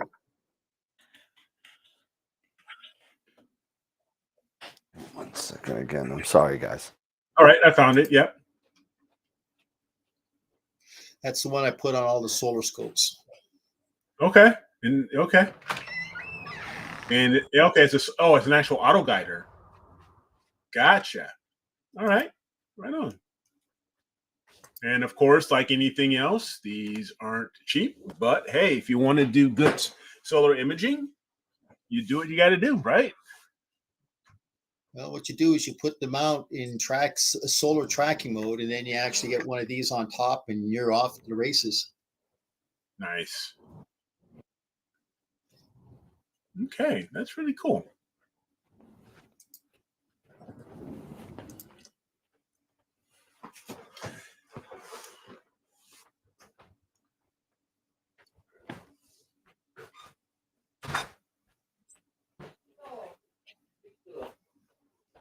Is Dan back out there again? Yep. yeah. Scott said you need to put the $20 in the swear jar, Dan. I didn't say anything. No, from the last one. Oh, Oh, telling you. yeah. Yeah, that's a very good method, Norm. That's one that I've heard. That's a quite common one, is to use the shadow method. Looking at your shadow and make it as small as possible, and that gets you in the area for sure. The HEM 27. I was wondering when someone was going to start bringing up these new harmonic drives. I am very intrigued. These are all coming out now. You've got the AM5 from ZWO. You've got Ioptrons coming. You've got Pegasus Astro bringing out their harmonic drive mount. I am curious to see how it was only a matter of time, with Rainbow doing Rainbow Astro having theirs, Holbum having theirs, and those are very good mounts. They're expensive, and eventually it was going to come to a point, especially when you heard about Sharpstar getting, when they hit, Dan, when you tested that one out. But so I'll leave you, I know what your opinion is on that one. Yeah, I think everyone knows my opinion at this point. Yeah, but when they came out with that one, and it was around that $2,000 range, and now ZWO has AM5 around the same price. Yep. It was only a matter of time before these harmonic drives were going to be really starting to come out, for, those budget-friendly type, the people with those smaller budgets. I mean, you got Pegasus coming out with theirs in a couple of months. And after that, sky's the limit. People are going to start coming out with these. Yeah. And we've talked about this. I think we were talking about this last week, that the traditional equatorial mounts aren't going to go away. No. The worm-driven mounts aren't going to go away when these, because there was questions. We had a question about that last week. Is this going to be the end of those worm-driven gear-driven mounts? Nope. So it's just going to be another one. So I'm very curious to see how these are going to perform, because with these harmonic drive mounts, they're smaller but can handle more, have more weight capacity, more payload capacity.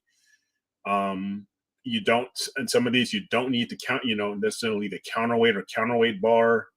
So I'm just really curious to see, when they're finally going to come out, because with all the delays right now in China, with the pandemic, with manufacturing, even though they're announcing these, who knows when you're actually really going to start seeing them in the stores and coming, and in inventories.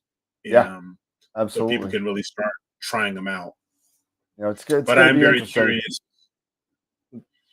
Yeah, it's good. It's going to be interesting to see how this all falls out, because I'm hoping we're coming to the end of this whole thing, and it's just been everything from soup to nuts, from gas to processing boards and chips. It's been crazy, but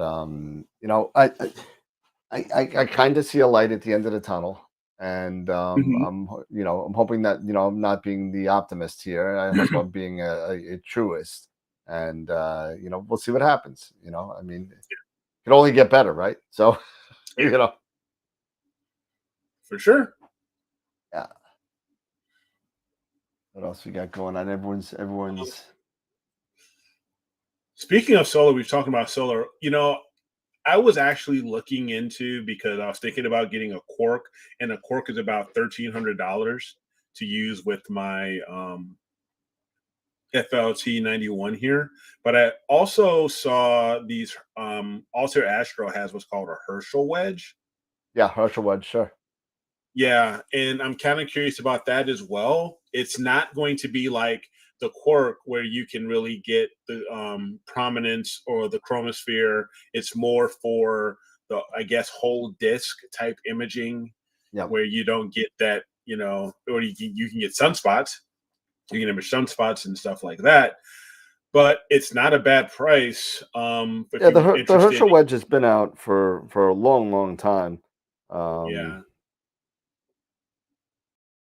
So I mean, it's definitely not something that's new on the solar scene. So, but but it is another option for people. Yeah.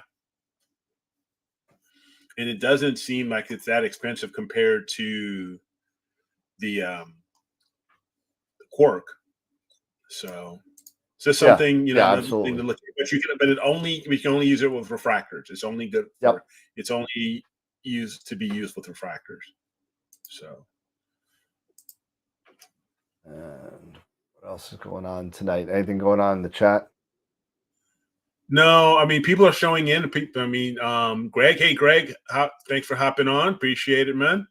Carlos, he made a comment to me. Harmonic drive mounts are like mirrorless cameras. There will still be DSLRs, but the mirrorless are amazing. Yeah, it's just a new technology. You're not getting away from DSLRs. When mirrorless came, they're fantastic, but you still have DSLRs, and they're not going to go anywhere. Same thing with harmonic drives. The traditional worm-driven, equatorial mounts, they're not going to go anywhere. No, they're not going nowhere. But the one cool thing that I do like about the harmonic drives is that they're lighter, and they're lighter. They're much lighter weight, to carry around and get things set up. But they carry a heavy payload. So that's one of the big things that really interests me.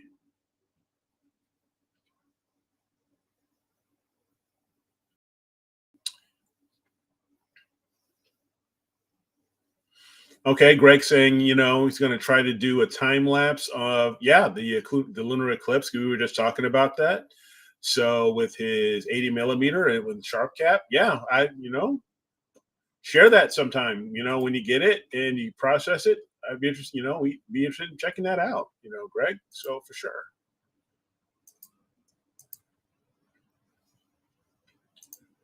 Let's see what else we got. What? Okay, so Cherry Springs. That's you're planning on going to the actual Cherry Springs star parties, right? Yep. Okay, that's what you're getting ready That's for. June 2nd to 6th or 2nd to 5th, if I remember right. But I'm gonna go up there on the 1st, whether if weather's nice to us and if I can figure out what's going on with my telescope. But yeah, so that's gonna be happening. I'm driving up with a friend, and I believe my buddy Eddie, who's in the chat, is gonna be my my equipment watcher while I'm sleeping in the hotel. He wants to camp, so he's gonna watch the equipment while I sleep in a hotel. Okay.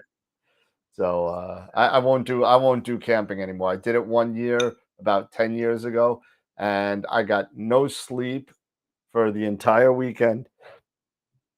It was just horrible. It was just horrible. It was great skies, and it was just I was exhausted.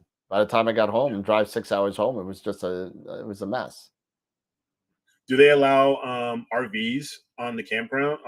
There's a space for RVs, yeah, but it's not on the actual campground on the field. You actually have to go to another parking lot and bring your stuff up. Gotcha. Yeah, that's a good point, Al. Yeah, definitely, Greg. Post it on Discord so we can check that out. What's that? That would be interesting. He's Greg's planning on if he's going to try to do a time lapse of the lunar eclipse, with sharp cap and his 80 millimeter refractor. And Al made a good point post it on Discord. Yeah, absolutely.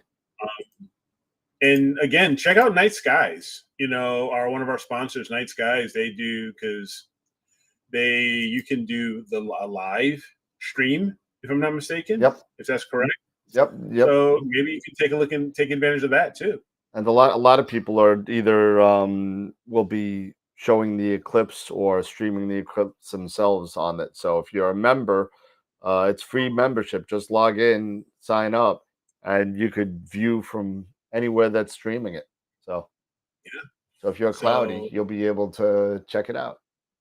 yeah, yeah. So Greg, maybe you might want to check that out as well as an option to share your time lapse. That would be cool. Yeah, there are hotels near there, What? near Cherry Springs. Yeah, but you know what? You'd be hard pressed to get anything at the, you'd be lucky to get something. There is some Yes. B&Bs in the area. I usually stay at a place called the Millstream Inn at a town called Coudersport, which is about, I don't know, about a 15-20 minute drive from the field. But you walk in, from the night of imaging, and it's got continental breakfast, you eat and you go to bed. So Yeah. pretty nifty. That's where we were going to stay last summer, but that fell Yes, miserably. so we still have to talk about that for For late July. July, early August. Yep. Make those plans for the 2022 AstroWorld AstroWorld. Star Party. Exactly, man. Absolutely. Robin was actually asking me, hey, what's with the Star Party this year? You guys going to try to go for it this year? I was like, never know. We may, we can give it a shot and see what happens. Yeah, we see should talk what- see what offline happens. and find You out should definitely find out if this is feasible. Mm-hmm. Who knows? Maybe any of you guys who are in the membership and in the audience, if we can figure something out, and if you guys are in that area, maybe we can all do something like that. That'd be nice. I kinda can't cool. believe I missed Jason when he was here. I didn't get a chance to see him. Yeah, that was a bummer. You were dealing with COVID, man. What are you gonna do? I mean, unbelievable. I was so annoyed about it. Yeah. Yeah. And I wasn't even sick. It wasn't nothing. And I don't want to downplay it because I know some people get really sick about it. But I literally tested positive and then mowed the lawn. I mean, I literally did that. But Jen got really sick though. So Yeah. Well, some people they get they get asymptomatic. Some, So wait, we got what? We got 16 days to Kenobi, right? There you go. Yes, we do. And Yes, we do. Strange New World started for you Star Trek fans out there. A lot of cool stuff. Yeah. A lot of cool stuff and happening. nobody cares about Hockey Pete anymore. Only you do. Oh, you kidding me? This is the best part, man. It goes right to June. I'm telling you. This is playoff hockey right now. I'm telling you, just because your team got kicked out, well, Uh, I don't know. I'm hey, sorry, listen. they didn't even make it. And then, no more and then drop. you- No Then they F-bombs. fired the coach. then they fire the coach. I was gonna say. Then they fire Barry Trotz. I'm like, come on, how do you fire Barry Trotz? It wasn't his fault. I mean, come on. It's not his fault. But It you was. gotta It blame was somebody, so right? not his fault, man. It was like I was so upset about that. I think that's a bad mistake. I think Lou just wants another cup before he dies, and so I think so. So what are they going to get? It's going to be interesting. Yeah, well, we'll see what happens. Yeah, I Look think at you've that. just. So I mean, the What's that? Caps. So what? The Caps have a big old lead. Oh, Screw 'em. I'm very spiteful right now. So well, let's see here. You got the Giants. Oh, okay. You got the Jets. Oh, okay. You got the Yankees. Yeah.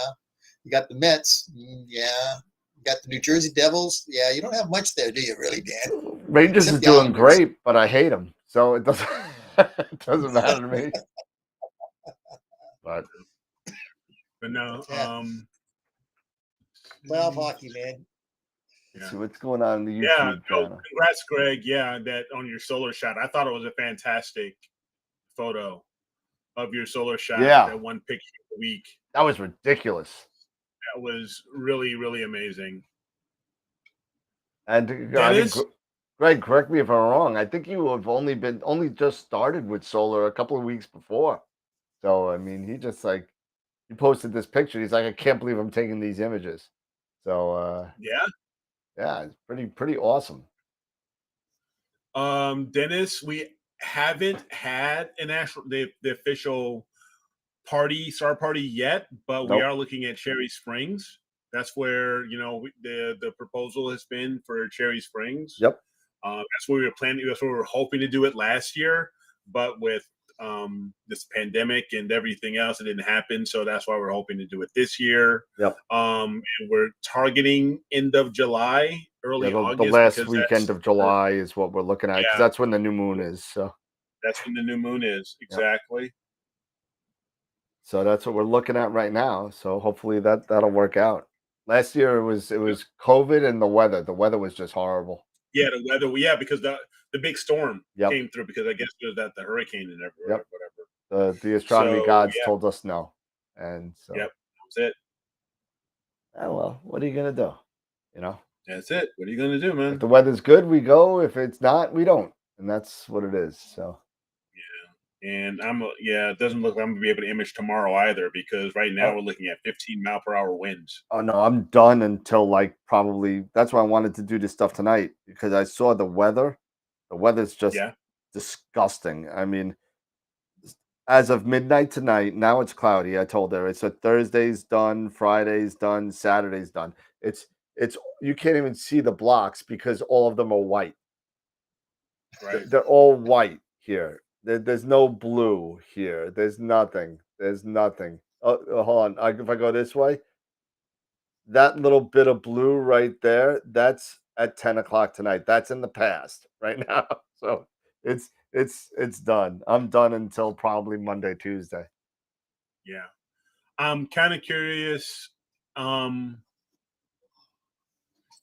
always tried to tempt you as far as dealing with wind, especially with my Schmidt.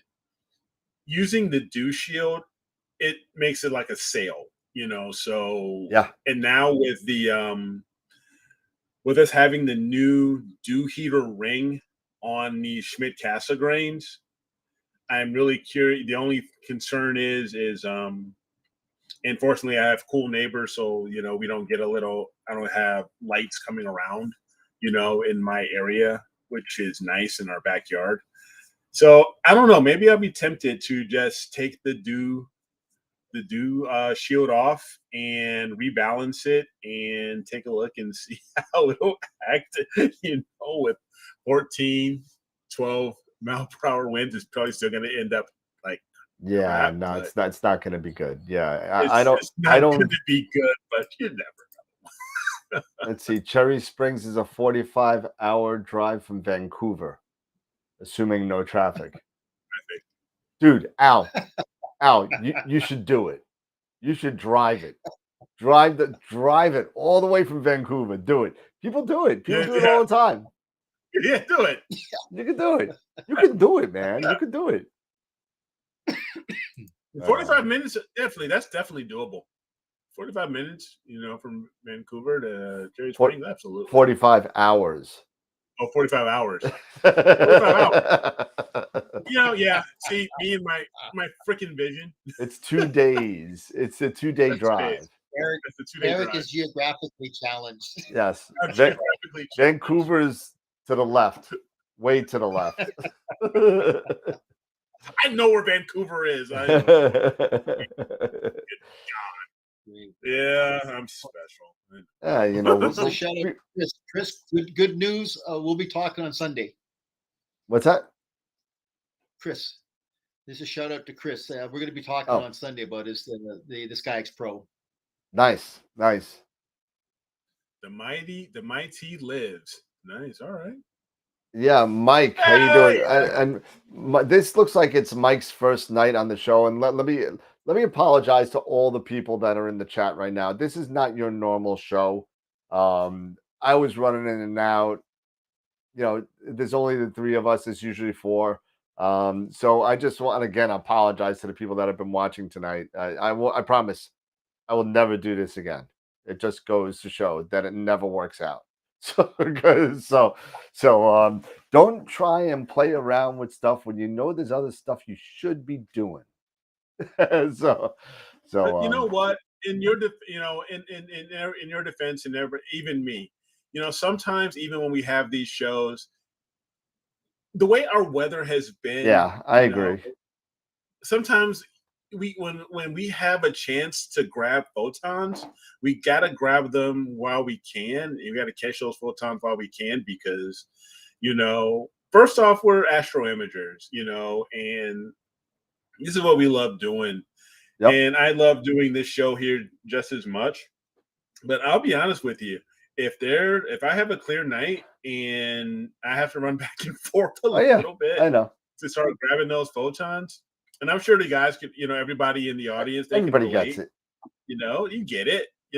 Sometimes you do what you got to do. Now, I won't be walking around with a hot mic. Just saying.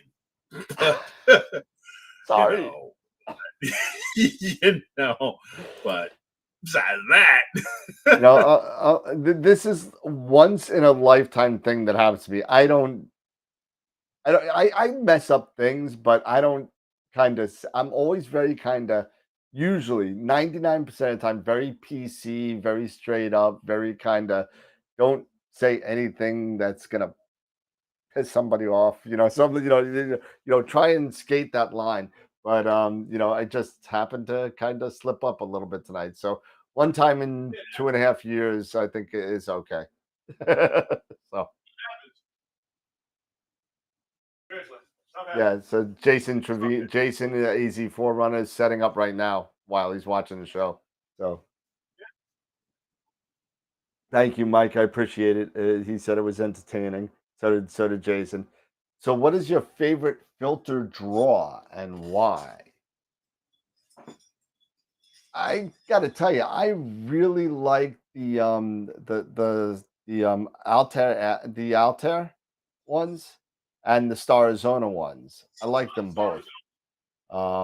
They're both very good, and the reason why I like them better than most of the other ones is because the magnets on the draw themselves are strong, and these things don't fall. There are some other filter draws out there that you gotta jimmy them and get them in there and put it in the right angle, and the magnets stink. If you put it upside down, it doesn't work. If it, it, the Starizona and the Altair ones are both really, really good. I have both of them, and they work really, really good, and they're not much more expensive than some other people that make them. And I'm telling you, get those, and you won't have a problem. They're a little bit thicker in back focus than some of the other ones, but it's 1 or 2 millimeters. It's not a big deal. Yeah, sorry guys, I was actually looking for my Starizona. Yeah, I like that Star. Yeah, somebody was asking if Carol was asking if it has light leaks, and I haven't seen any with mine. It doesn't mean that you're not going to have any, but I'll tell you, with my experience and some other people that I've sold them to, I have not heard any complaints regarding light leaks at all. Those magnets on them, yeah, the magnets on them are it's pretty tight fitting from what I could tell. Yeah, I have the Starizona for filter slider for my Rasa 8. Yep. And it works great because I use it with the Rasa, I use it with my other telescopes because it gives me good, I have never had a problem with that guy. And it's almost, that one is about 19 and a half millimeters thick. Yeah, so almost like very close to like a filter, like my actual EFWs. So my back focus when I'm setting that up, with my ZWO cameras, it doesn't throw it too far out of whack. No, it doesn't at all. It's pretty close. So that's I think the ZWO stuff is a little thinner, but other than that, I like them. I like the Starizona ones. I really do. I do. When I was at OSI, I was talking to Kerry about developing a filter slider assembly within the Monster Moog, and he actually made one. And it's an OAG with the filter drawer, and the slider accepts 1.25 and 50 millimeters unmounted filters. So literally now you've got a combination OAG filter drawer. It's expensive because it's along the same lines as an MMOAG. Mhm. But I tell you one thing, it's solid. It's not magnets. It's actually spring-loaded little bearings that you slip the slider in there and it just seats. Just make sure you get the Nice. right gaskets. Yeah. Sorry, Scott. Scott. Right. What I said, don't trust OSI. Ooh, did I say that? Now. I didn't say that.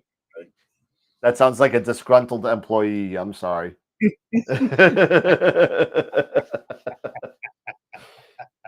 No, but we love to have fun here. We love to do stuff. We love to watch. We love to talk a little bit about everything. Yeah. But yeah. I mean, the Cherry Springs should be great. If I got to go with my little 80 and a 2600 one-shot color, that's what I'm gonna do. And There you then go. I'll bring my EQ6R, and then I'll bring my red cat with the 183 on, and I'll get some wide field stuff from Cherry Springs. Nothing wrong with that. Speaking of cameras, you were talking about the 2600. I got a Facebook invite to like a new, I don't think they're new. They've been around for maybe about a year or so. Camera manufacturer that's doing very similar Astro cameras, very similar to ZWO. Is that and Astro Cam or whatever? Yeah, That's the the Astro knockoff. Cam. Yeah. Knockoff. Yeah, it's a total knockoff. It's a total knockoff. It seems very shady to me. Very shady. And you know what? We could say we could talk a lot of hate about either QHY, ZWO, whatever, those barrel cameras, those camera makers. But you know what? When somebody has to try and get your business by sending you a secret private Facebook message, I keep on telling them to send me stuff. I'll test it, but I get no answer. So, but no. And here's the thing, though, that I'm throwing shade on here a little bit. That I was throw shade at this.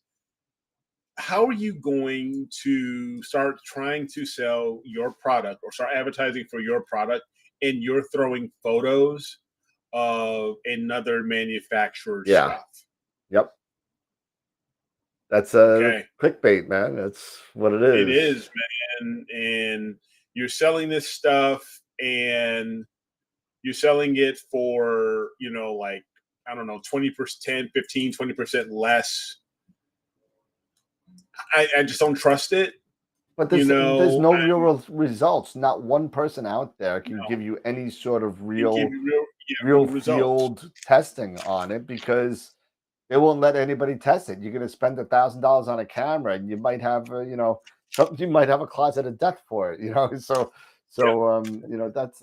Talk about, we're going to give, like, they talk about we can fix other cameras.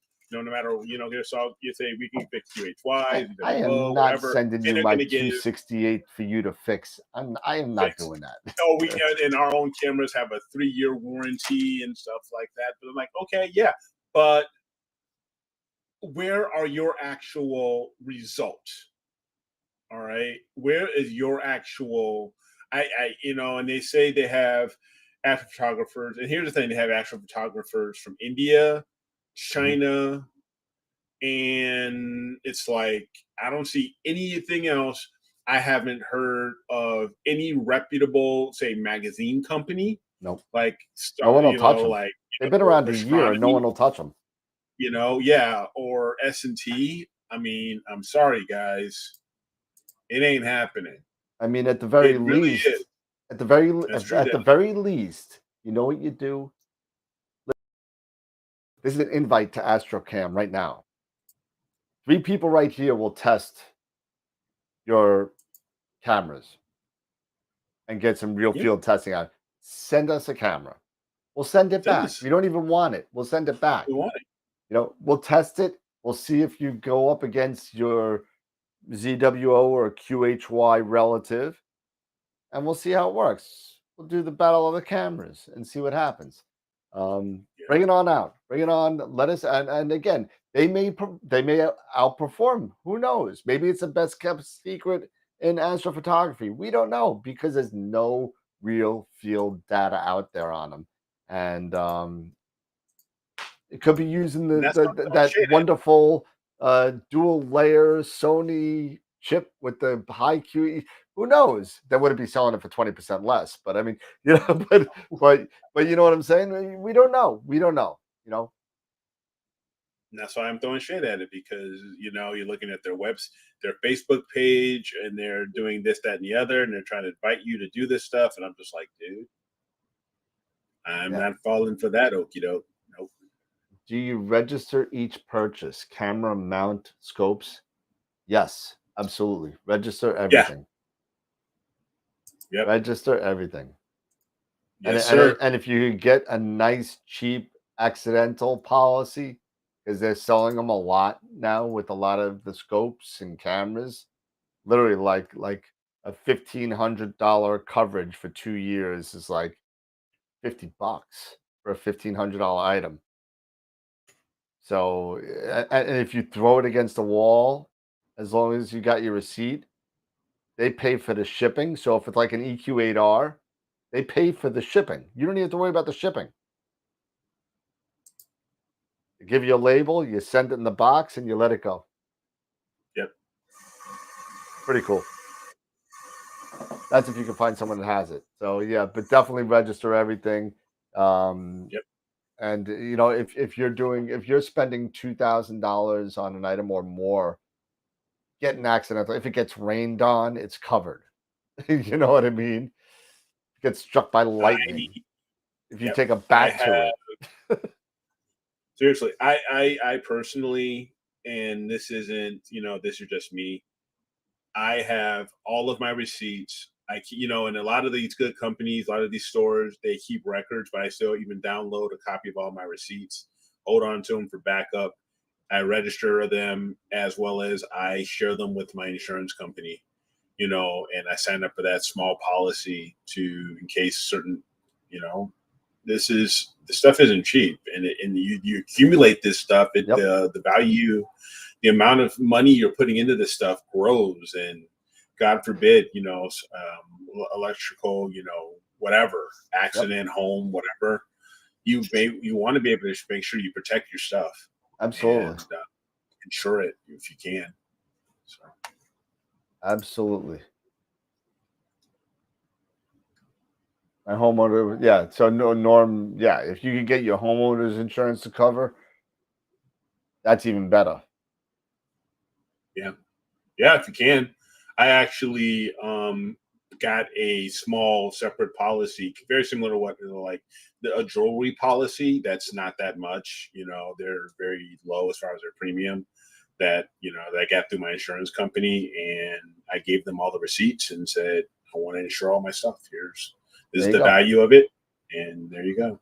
There you go. Do whatever you gotta do, but do whatever you gotta do. Make sure your stuff's protected. Yep, absolutely. Are you guys talking about, for example, Rising Cam manufactured out of China? No, it wasn't Rising Cam. I know Rising Cam. It was something else. It was like I hate to say it, like ASCAM, ASCAM. That was one of them.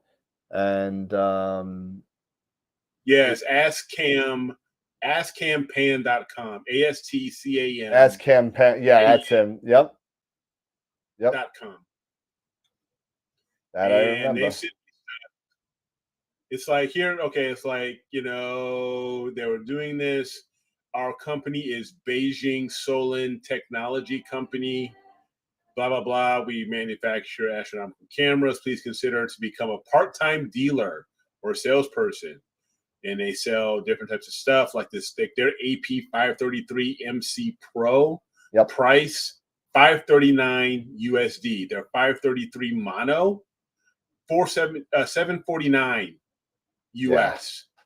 You don't need to buy first. You don't need to keep inventory after your buyer. So basically, we're selling. Like we do part-time sales. We can ship directly to your customer or ship it to you, and then return the profit to you. Interesting. I just threw something out there. Chris was talking about AstroPac-Am. That's it. Yeah, ASTCAMPAN.com. Yeah, I rephrased it. I called it Astro Scam. Yeah. So That's a good nickname. yeah, I don't know if that's anything that I would kind of even think about. I'll spend the extra $200 and get something that I know is going to work, and if it doesn't, I know where to go. Yeah, exactly. Yep, I know where to go. Because there's a question: is why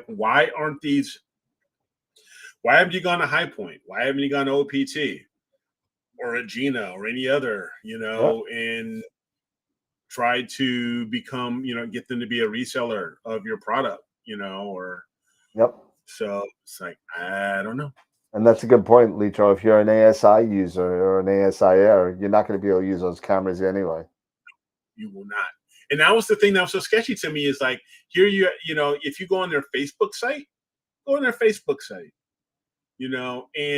you know what? I'm throwing shade at it, so I'm going to do it anyway. Yeah. So let me see. Apparently people are getting Senthil got an email from Camera Concepts. So I have part 2 of my astrophotography workshops on Zoom, choosing a telescope. So it's going to be talking about what telescope for the right job and how to match a imager to a telescope. So, and how you could go about doing that. Joe, yeah, this is online, so you'll be able to view this on YouTube as soon as we turn off, which is going to be probably in a couple of minutes. It'll be live on YouTube. You could get it on there at AstroWorld TV. So I'm going to share my screen here, Dan. I want to share this really quick. Yep. So I'm going to share my screen here, and okay, so here's the site on Facebook. Let me just there we go. Yep. Okay. So they're selling their version of the 533 MC and the 533 mono, $1,000, $719 respectively.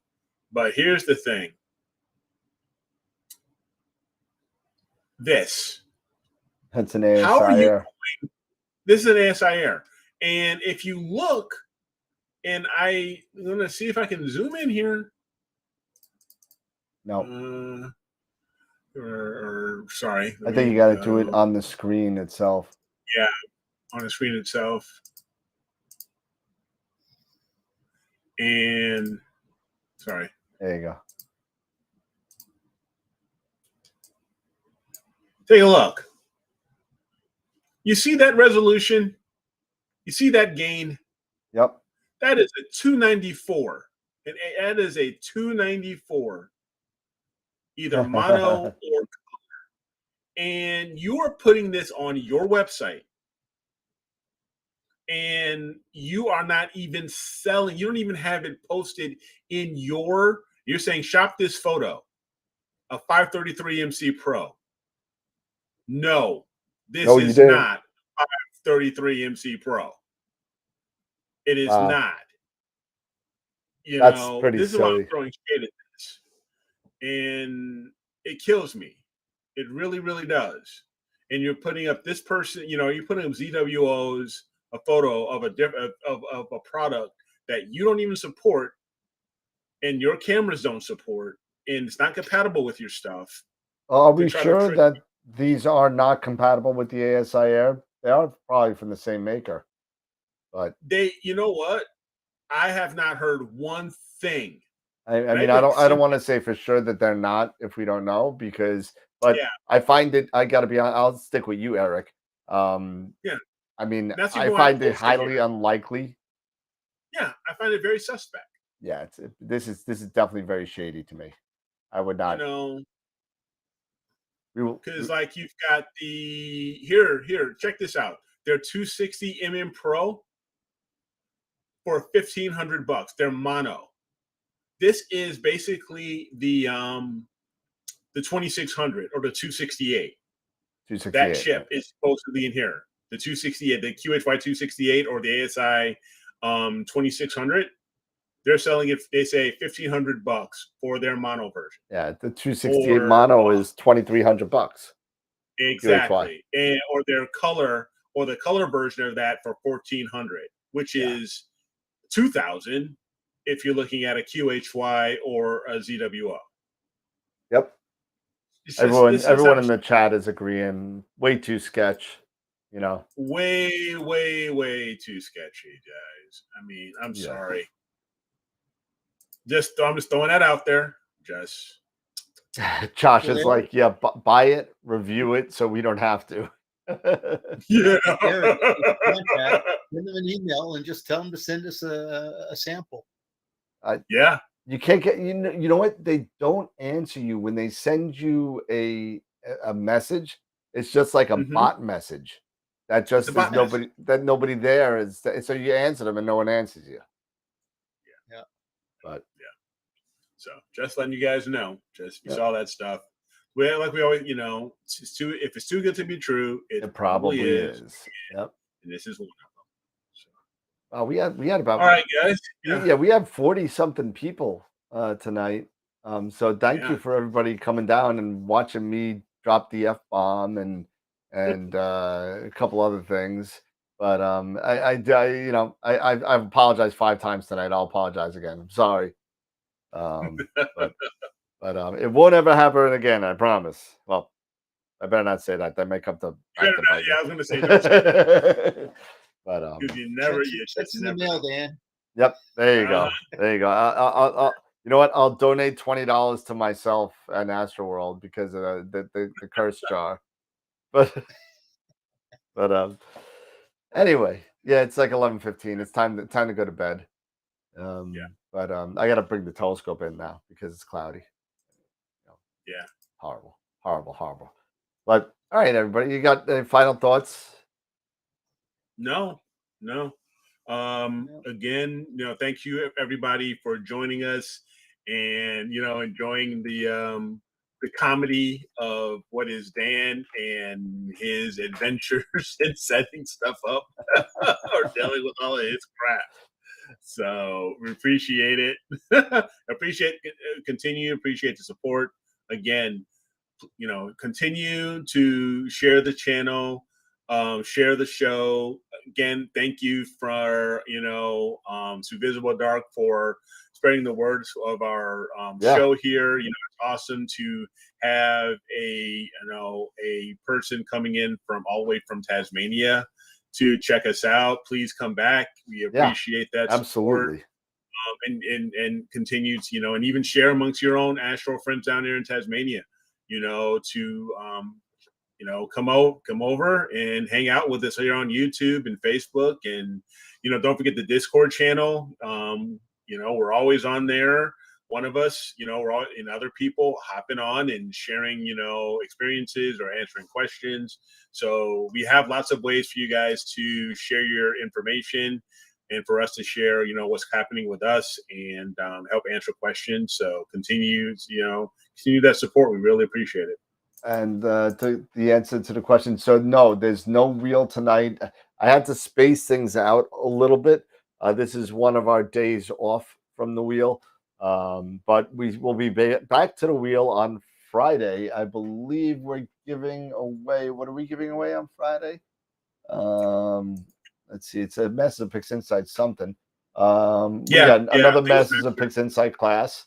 And they have their photons to photos number 7 coming up on not this Tuesday, next Tuesday. I believe it is the 24th. And they're going to go straight through the process of a one-shot color M13 project that Warren Keller is going to go to. go through. And we also got, don't forget, we got Eric Coles also in 2 days. And, he's going to be going over some of his process. He's a great astrophotographer. If you haven't seen any of his stuff, go check him out on Astrobin. It's Coles, Coles. And that's Eric. And then we got on this Wednesday coming up, we got a Camera Concepts giveaway.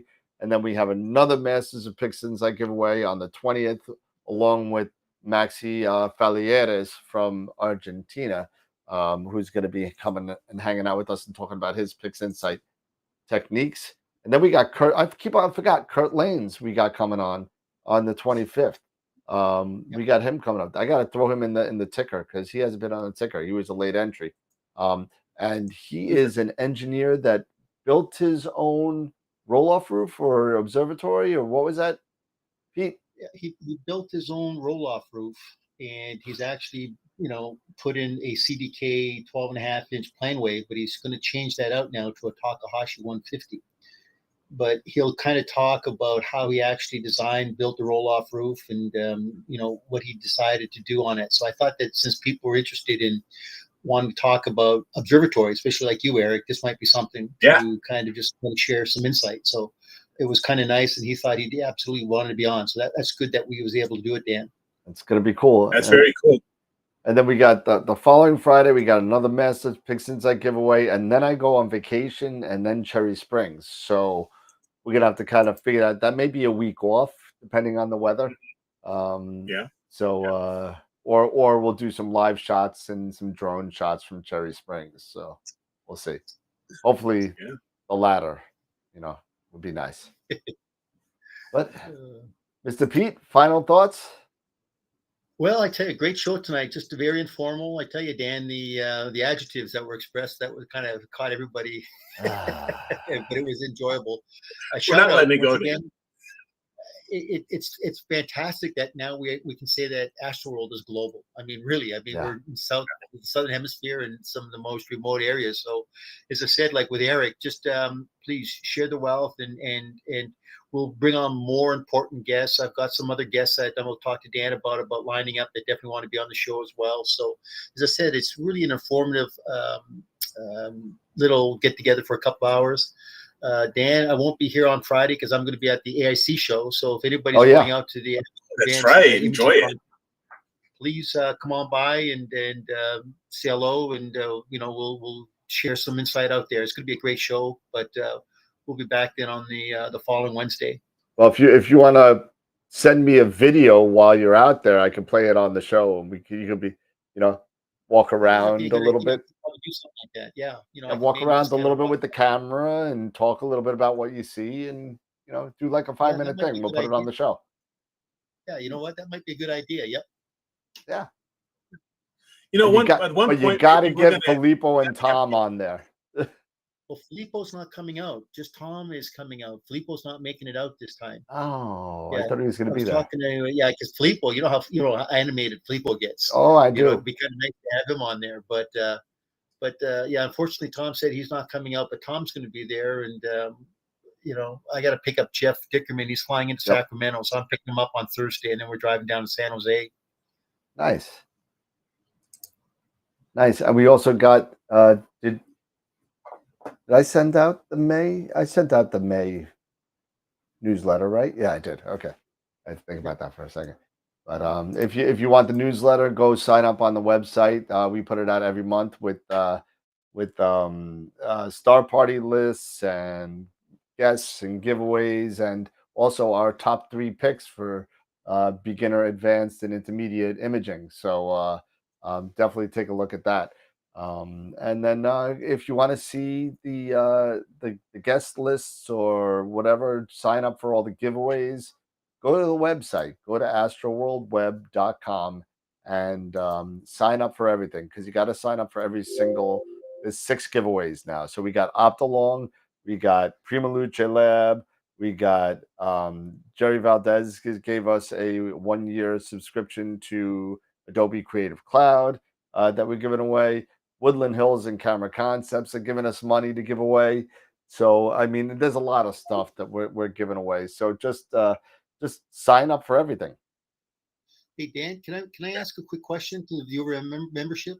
Yeah. Remember we were talking about celestial targets of choice Yep. that we could definitely maybe use as well. I'm going to suggest that for May and June, the target that I would like to say have our membership and submit the photographs would be the Rojo Ophiuchus region, the dark sky, the dark river. Yep. I was going to suggest that maybe what we do is we'll ask our members to say, hey, let's do that as a target of choice. At the end of June, we'll submit all the images, and then for that particular celestial target, we'll do another kind of judging, and we'll pick first prize, second prize, third prize. Okay, sounds good to me. Yeah. So let's just one of my favorite regions. Yep. So because it's perfect for May, June. That's the ideal time for Rojo Ophiuchus. So we all know that's a gorgeous region, beautiful region. So let's definitely throw that out as the celestial target of choice, and we'll do the judging at the end of June. Cool. Cool. Yeah, that'll work. That'll work. Absolutely. And I got these that came in too. Oh, you got them. They didn't come out as good as what I wanted, but well, I'll use them. They're cool. It's the official AstroWorld membership card. It's a little tough to kind of write in these little white boxes because I made them too small. But you know what? I'll throw them in a box. I got 100 of them, so I'll throw them in with the shirts along with the the filter, the filter grips, the filter wrenches, that slides and doesn't grip anything. But all right, fellas, it is time to go. It's almost 11:30 over Eastern, and I got to go and watch Judge Judy and go to bed. All right, everybody. Well, have a good night, everybody. Take care. Thanks everybody for watching. I saw 42 members come on, so thank you so much. Thank you for the people that have joined us from other continents and other places around the world. That's amazing. And thanks for the new people that have just jumped in. I saw a bunch of people come in. Where's the deadline? The deadline for what? I guess the Rojo Ophiuchus. I guess the deadline will be what? June 30th, and we'll do. Yeah, we'll do say June 30th, and what we'll do then is we'll do the judging, say the first week in July. What do you think? Yeah. Second week in July, somewhere right in there. Yeah. We'll do it maybe the same night as the Eagle giveaway. Yeah. Eagle giveaway is going to be like 4th of July that week. So. Yeah, let's do that. Okay. All right. All right, cool. Yeah, it sounds like fun. We'll post something up maybe we'll post something up on the website. Yeah, I'll throw something together and I'll throw it up. All right, everybody. Have a good night, everybody. Take care. Stay safe. And as always, remember, keep imaging, keep educating, and clear skies. And we'll see you in 2 days with Eric Coles. Have a good night. Bye-bye. Everybody, have a great one.